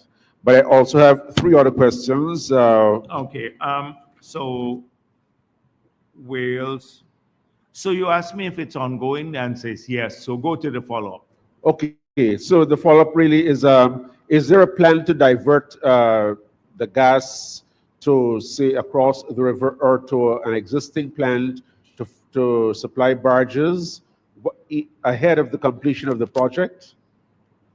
No. So there is a proposal that I know of that could utilize the gas to generate power, that if we could generate 300 megawatts of power from, say, the use of a barge until the power plant is ready, that would save us about $1 million US per day. Because to buy the bunker C to generate 300 megawatts of power, it will cost us about $1 million US per day. So there is that proposal. We haven't decided whether we want to pursue it pending the completion of the gas to energy, because we have to see if we can observe, given the transmission means now, whether we can utilize all 300 megawatts of power. So that is being actively studied. It's with the PM at this stage. Who has made the proposal? Yes, it's car power, but it will be for a short period pending the completion of the plant, the power plant. And so that the gas that is already now available could be used immediately whilst the construction activities are ongoing. So it would save us $1 million per day, basically. And it will be their barge, car power's Yes, barge. so that they would take it away. Right, exactly. Okay. And you have a time frame when this might be? No. I don't have a time frame. It's just a proposal. Right now, there's no decision on it whatsoever. Right, I know that, but I was asking if you have a time frame by which you will say, well, you'll go ahead or not. No. Right now, they're studying one issue. The one issue is that if they generate 300 megawatts of power using our gas now, immediately, and we will get some of the fluids from the cleaning of the gas, but it would take them to put maybe about 90 days to get it in place. They would, if we can use all of it, bring it in the transmission main and distribute it, then it's a great proposal. It's a great proposal. If we can't use all of it and we have to pay for it and can't use it because they would want you to pay for all of it, it's a big facility they'll bring down, then it would make sense. And we will not yet start paying for the gas until the project starts, right? No. We're not paying. The gas is there. It's free gas. Mr. Jagdeo, other questions. Yeah. Any commitment from the U.S. Trade Representative on the matter of the tariffs? You said Dr. Singh spoke with... No. The U.S., the report we got from Dr. Singh is that the U.S. understands how the deficit, the surplus arose.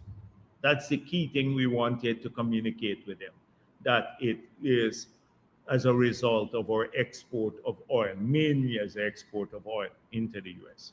Actually, the status of the national census. Huh? The status of the national census. What's status? yes? What we have not yet. I'd asked some time back that all matters related to the census, you deal with Ashni Singh on those matters. He controls the Stat Bureau, Ashni Singh. Thank you. Yes.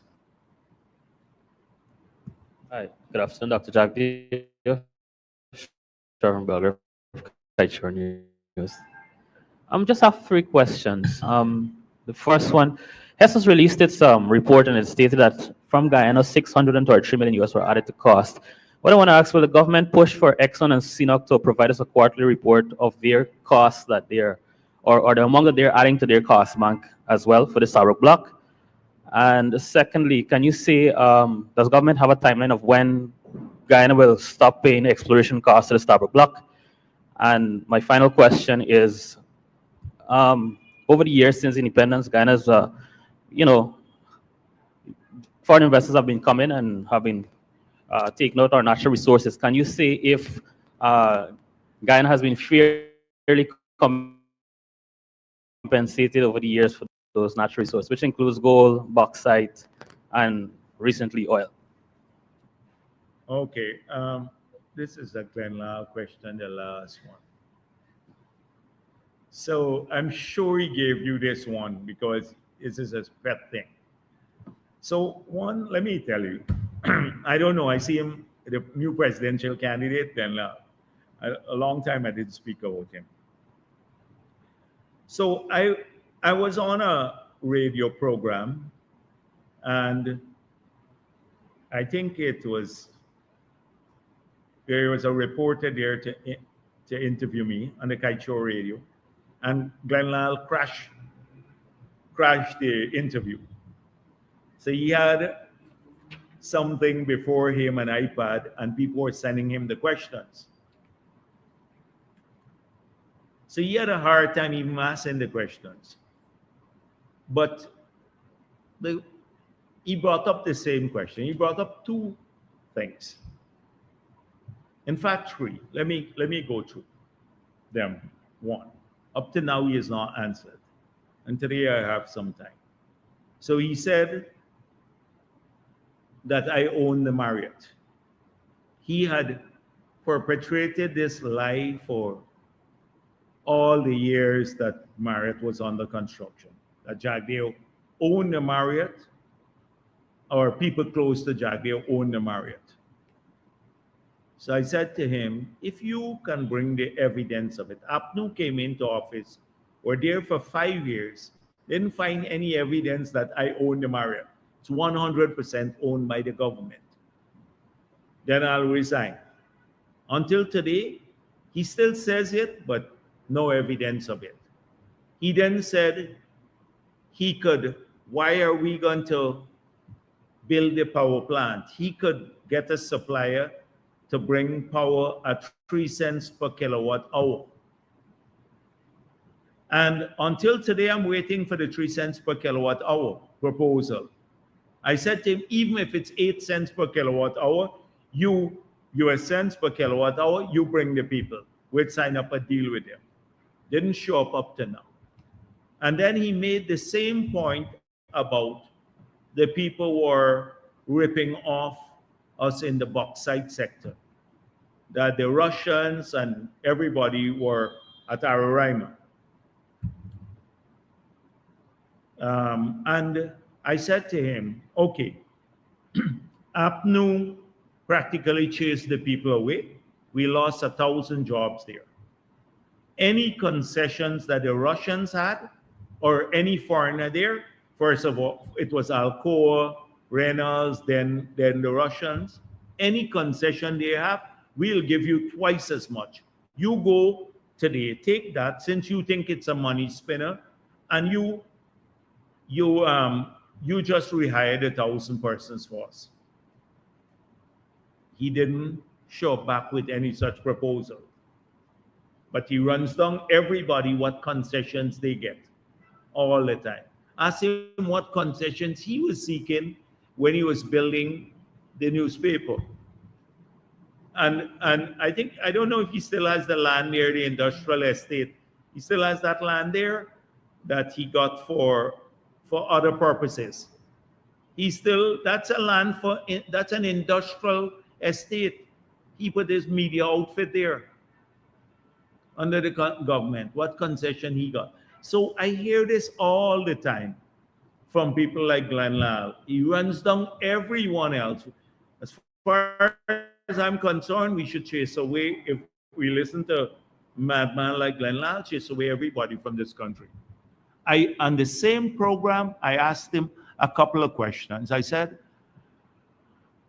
at that time, our total deposit, aggregate deposit in the banking system, that's all of our savings, every Guyanese, companies and individual, was about $5 billion US.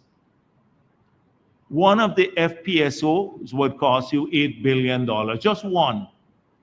So if we had to take all of our money that we save in the banking system to fund one FPSO, we couldn't even fund it. How do you expect us to produce the oil then? Up to now, you can't get answers because he operates out of the realm of rationality. He operates in a outer space sort of realm. And that is why you can't address these concerns. You yourself had asked us to release all of the contracts that we had with the big companies, the mining companies, because I guess you were encouraged to do that because you thought that the concessions were outrageous and they were variable. One got one set of concession and another got another set or more concessions. You found that they're a standard agreement that we have. You saw it. It was released in the public in the past.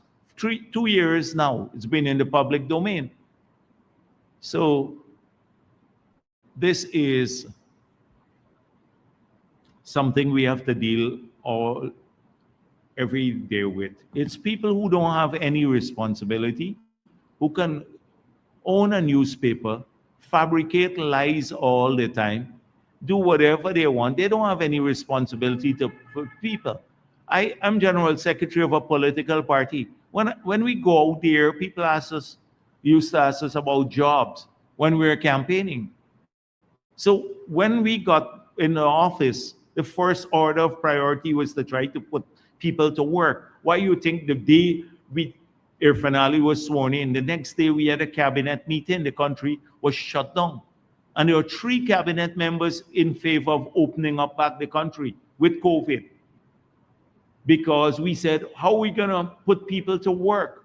If you don't work, then you can't take care of your family. And since then to now, the job landscape has been transformed. He's been griping every day on his TikTok. We've been working to get more jobs in the communities. You think the plan for 150,000 house lots fell from the sky, or the 12 hospitals that are already under construction? We had to work at this sort of thing. That's what we've been doing, whilst they've been walking around smuggling things or alternately talking nonsense. So a long time I didn't talk about Glenn Lal. Today, before he gets upset with me, I didn't call his name for a while. So I just thought I'd look at it. The exploration costs, we made it clear that, and the reasoning why the Starbrook, we're not changing the PSA. So at some stage, if we say no more, we're not going to approve future development plans, and that may come in the future, then I think proving more reserves may not be something that they want to pursue. But right now, we have no intention of stopping any exploration for more oil and gas. In fact, we are encouraging this. That is why we went out to auction, and we now the auction came out, which was a manifesto promise, without us having two crucial pieces of policy, which we have fixed now, the new PSA and the new Oil and Gas Act. We have fixed those. We went out to tender without those two policies and without seismic. We're now in the process of awarding a number of people the contract to do the seismic. And so the next time we go to auction, we'd be able to hopefully have a good auction and then to resume exploration simultaneously in several blocks because we need to prove more reserves. So it's not our intention to curtail exploration.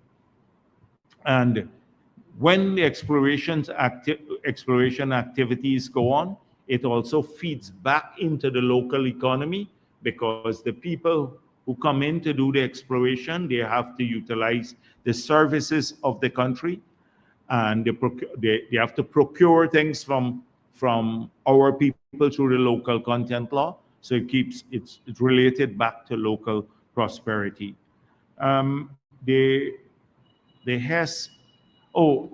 Whatever is required by law, they have to supply. They have to supply the information, whatever is required. And I hope that the ministry is enforcing this. If they're not, then we should examine it. But if they have to supply by law disaggregated data, then they should do so.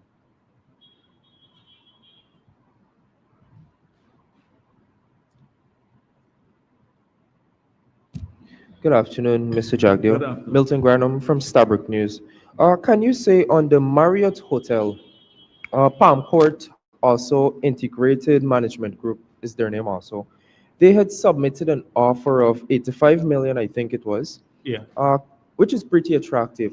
Can you say if the government is considering selling to them, considering that the highest bidder had passed away? They should have been the negotiation with the second rank bidder, but I don't think any report has come to us. I've not seen any report about how those negotiations are going, and whether they started and how they're going. So NISIL, if they're pursuing that negotiation now actively, they would have to report to us. But right now, I don't think it's a priority of the government. Also, on the taxes, Marriott doesn't pay any corporate taxes. Can you say why the government continues to support this organization? Marriott, so the you mean the hotel? The hotel? But if you followed what I said, one of the reasons why we have all of these new hotels being built, which would be great for Guyana and for jobs in the hospitality sector, and it would transform our ability to host large events.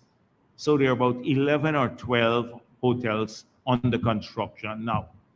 And the reason we got there is because as soon as we got into office, we put out an expression of interest, notice for expression of interest. We got several responses. Then we met with a number of people and we changed the incentive regime. So now any hotel, not just the Marriott, which is state-owned, any hotel that is being built would have a 10 years tax holiday. They have duty-free concession for all the material as well as the furnishing, etc., for the hotel.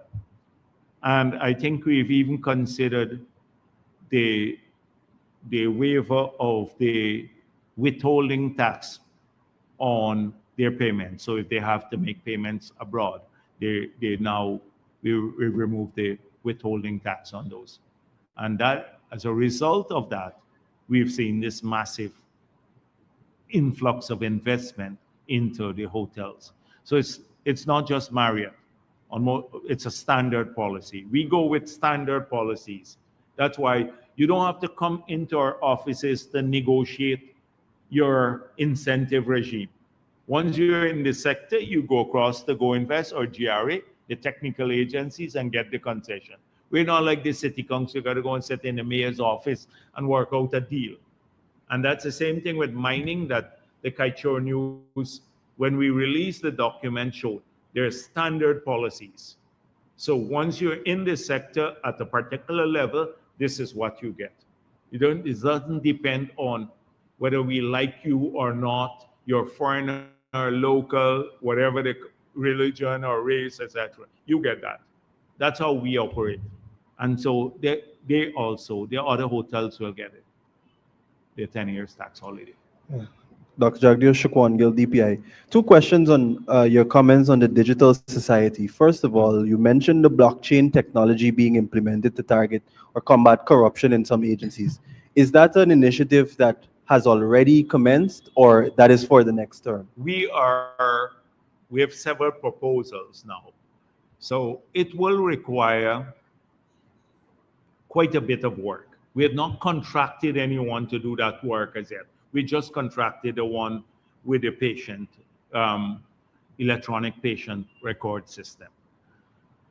So this is something that we will explore in the future. We spoke of it already, but the state of record keeping is bad. So what we are looking now to see if we can't get AI to sort through, so sort the records, so it becomes easier to sort the records rather than do so with manually, because often or historically, because of the bad state of our records, we've had to do things manually. So that's being explored. Thing is in relation to an MOU that I remember was signed with India when PM Modi was here in relation to introducing a digital payment platform.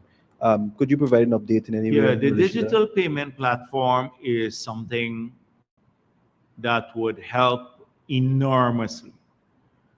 And it is something that supports the bigger goal of financial inclusion, financial literacy, and financial innovation, which we had outlined already would be a huge focus of the next term in office. So a lot of the banks now are developing their own platforms. Many of them, we've been pushing them to introduce people-friendly forms of interfacing with their customers, and that includes like internet banking, etc. The central bank has to lead to ensure that we have proper clearance systems.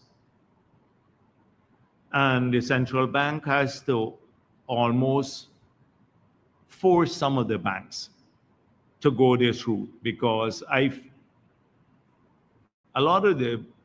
some of the banks are happy with the state of affairs. So that is something we are working on the payment platform, which could help in so many ways. Not just all, like we already spoke about NIS, we spoke about the cash grants in the future utilizing the system, old age pension being paid through electronic means. And we also mentioned about the new instruments we want to put in place. So fintech or financial technology is something that would be huge. I don't want to go into, I'm trying now to resist the urge to go back and into a long explanation on it, because when we're gonna have this public consultation after we've collected all of this information on the manifesto.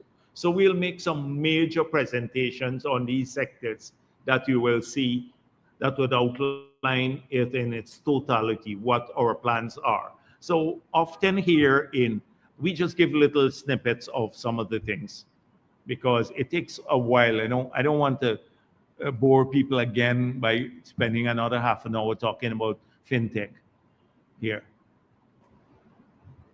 Good afternoon, Kimok King, Vice President. Could you give an update on when exactly we can expect the offshore oil blocks to be issued?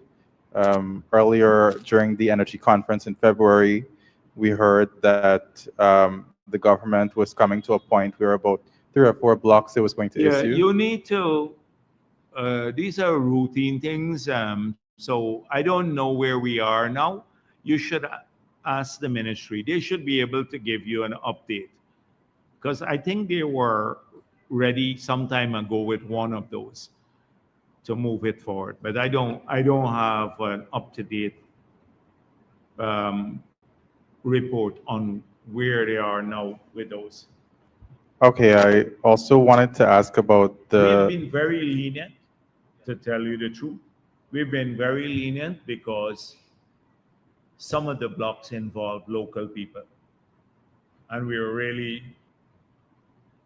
bending overboard to try to accommodate them. And we're still trying to do that too.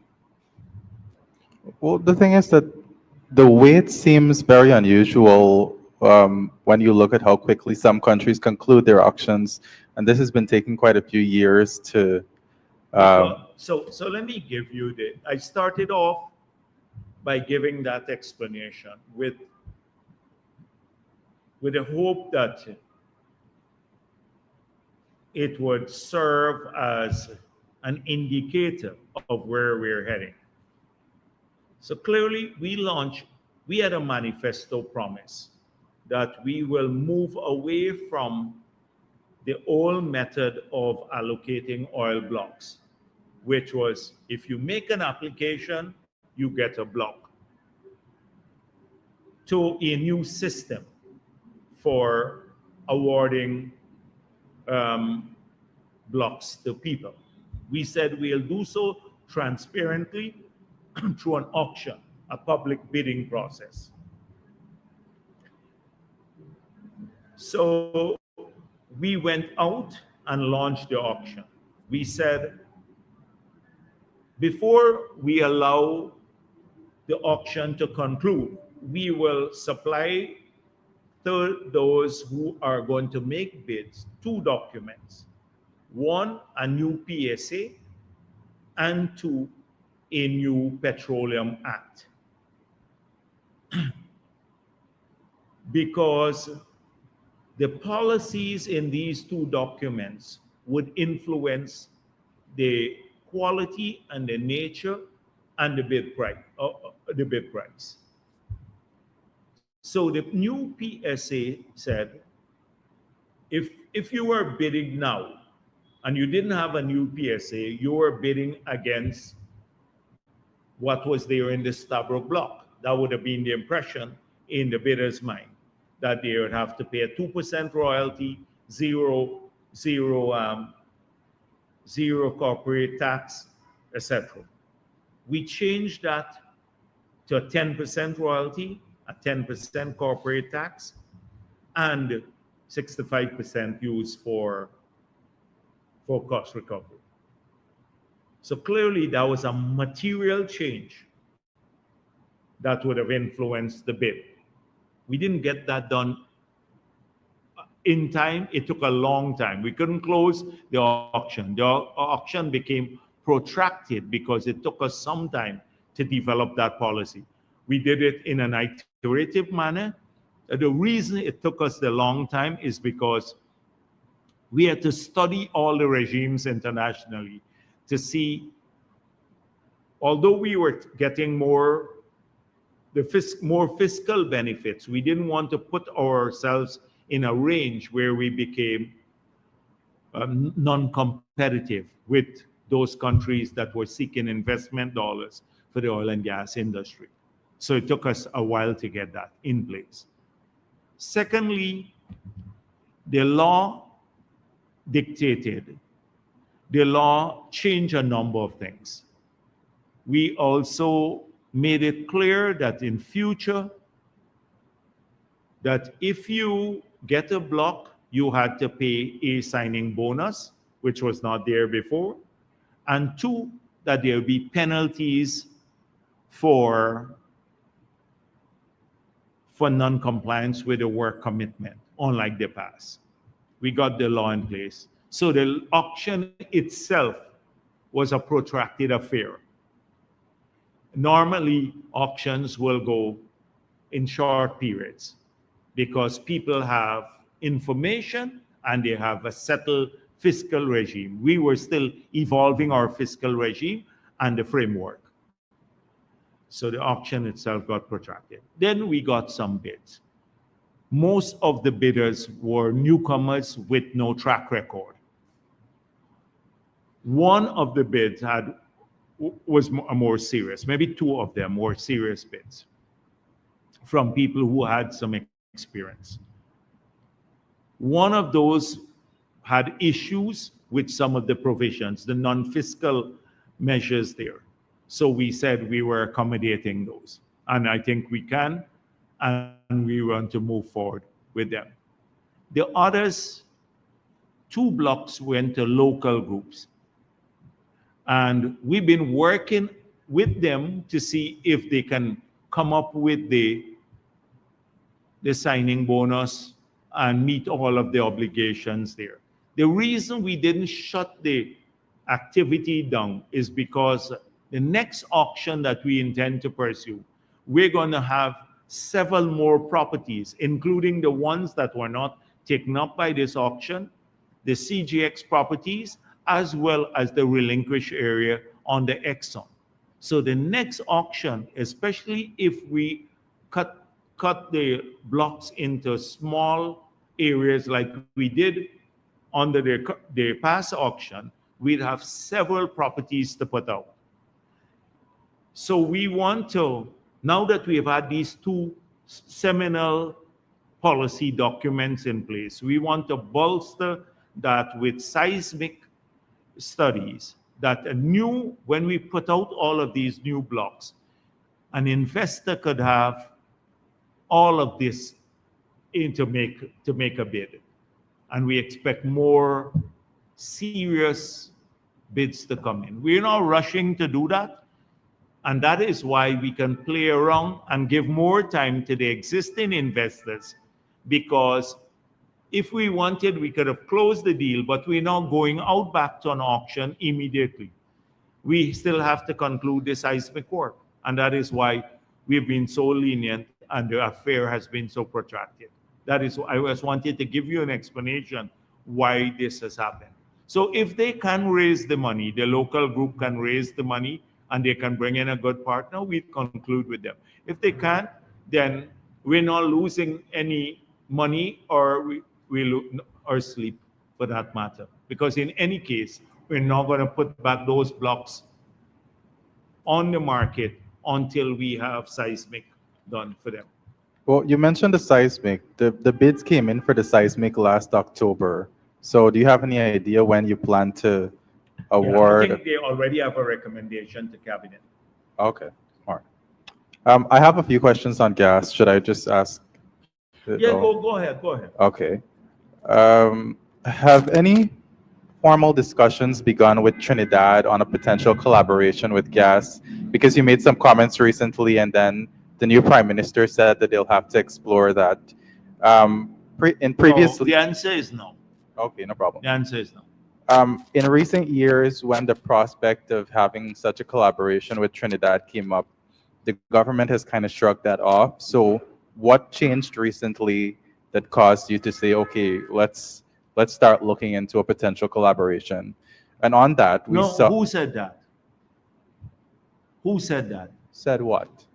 No, I'm saying... What changed? Yeah, what changed? Because over the years, you have not necessarily been so welcoming of having a potential deal with Trinidad. No, but we have not commented on the PM's comment. She said... Your comment. She said, after you said, that you'll explore potentially collaborating with And this was Trinidad? before the elections. I said that before the elections in Trinidad and Tobago, I said, and I want to repeat what I said, that right now, from the gas to energy project, there's no gas to supply to anyone. We need all of the gas there for power generation and the fertilizer plant. That there is a project that we have not approved as yet that is being explored between Fulcrum, Exxon, and the government of Guyana to develop the gas reserves, that they're exploring several options as to what to do with this gas. One, it's to do LNG and export LNG. Two could be to bring the gas on shore for generation of power to sell to Brazil, power, that's the sale of power.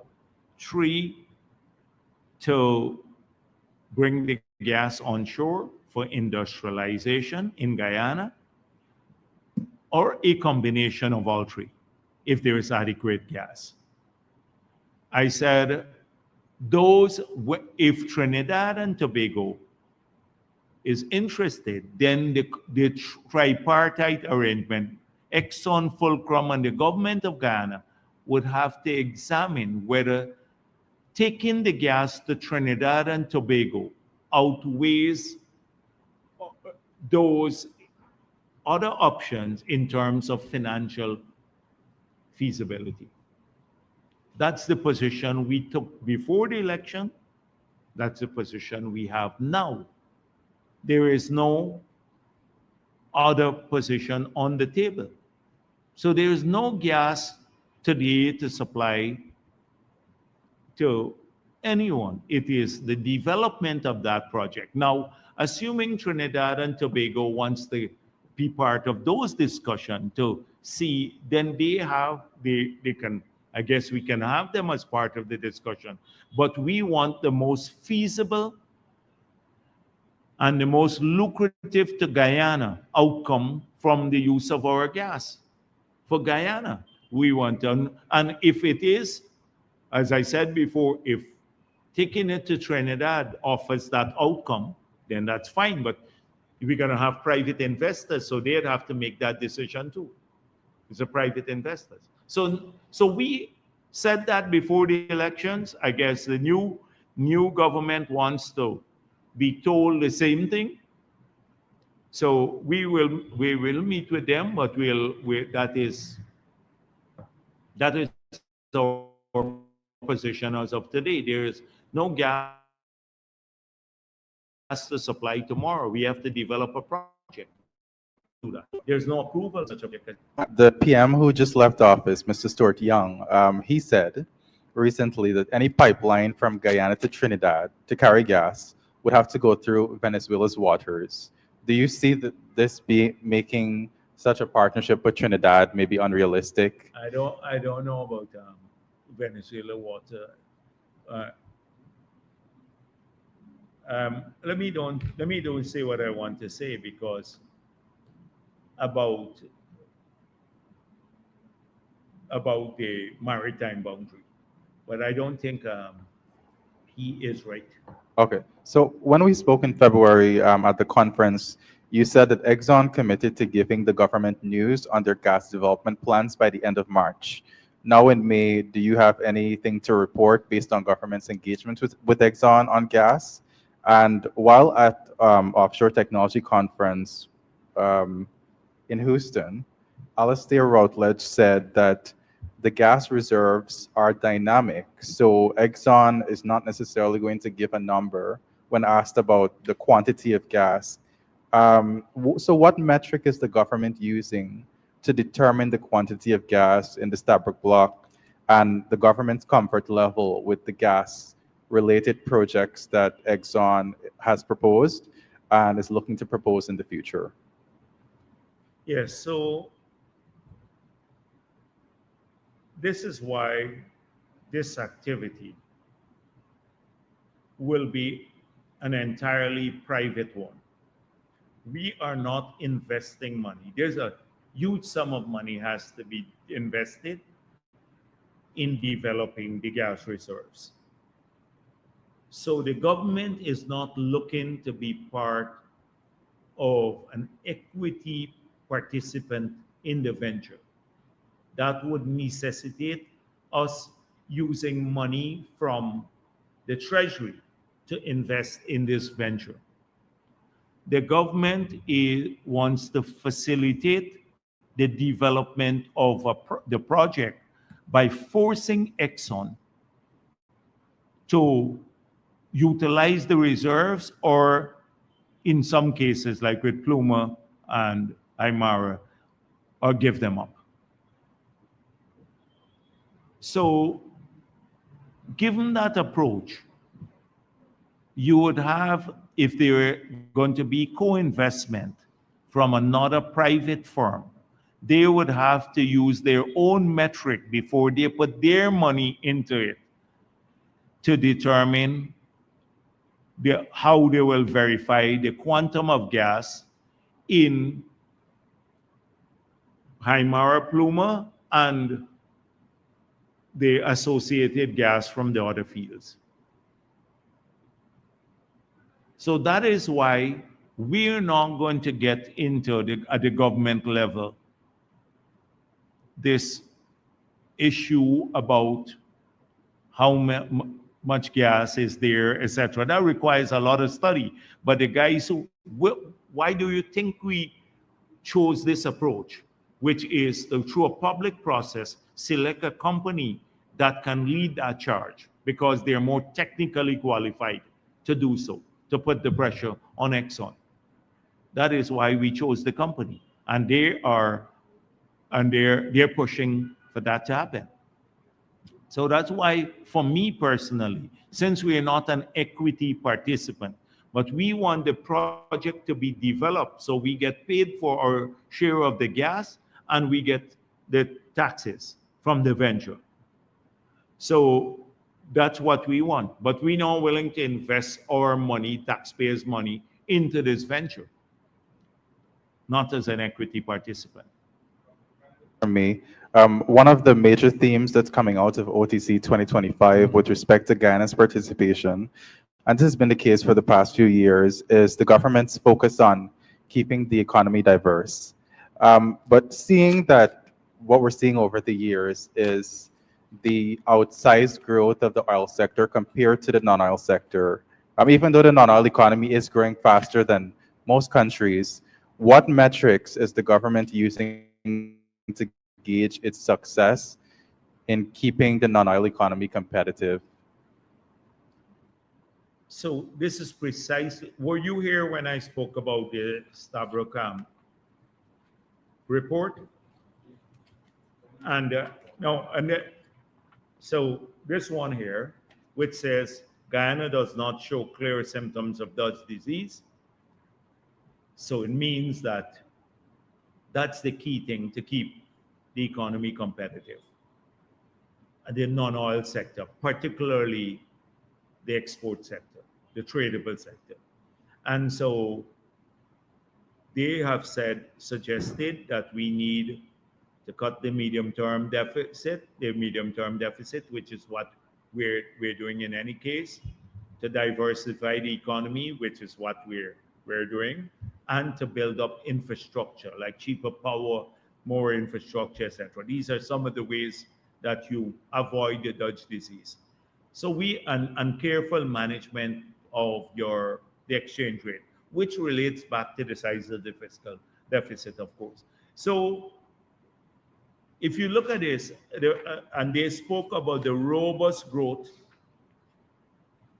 that's why I said real non-oil GDP expanded over 13%, reflecting a solid, broad-based performance against sectors.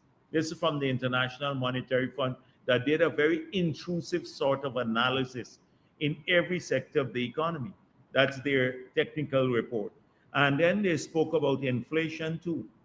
They said that inflationary pressures remain moderate, driven mainly by internationally determined food prices. You just read the report and you will see, you get answers for everything that you asked me there.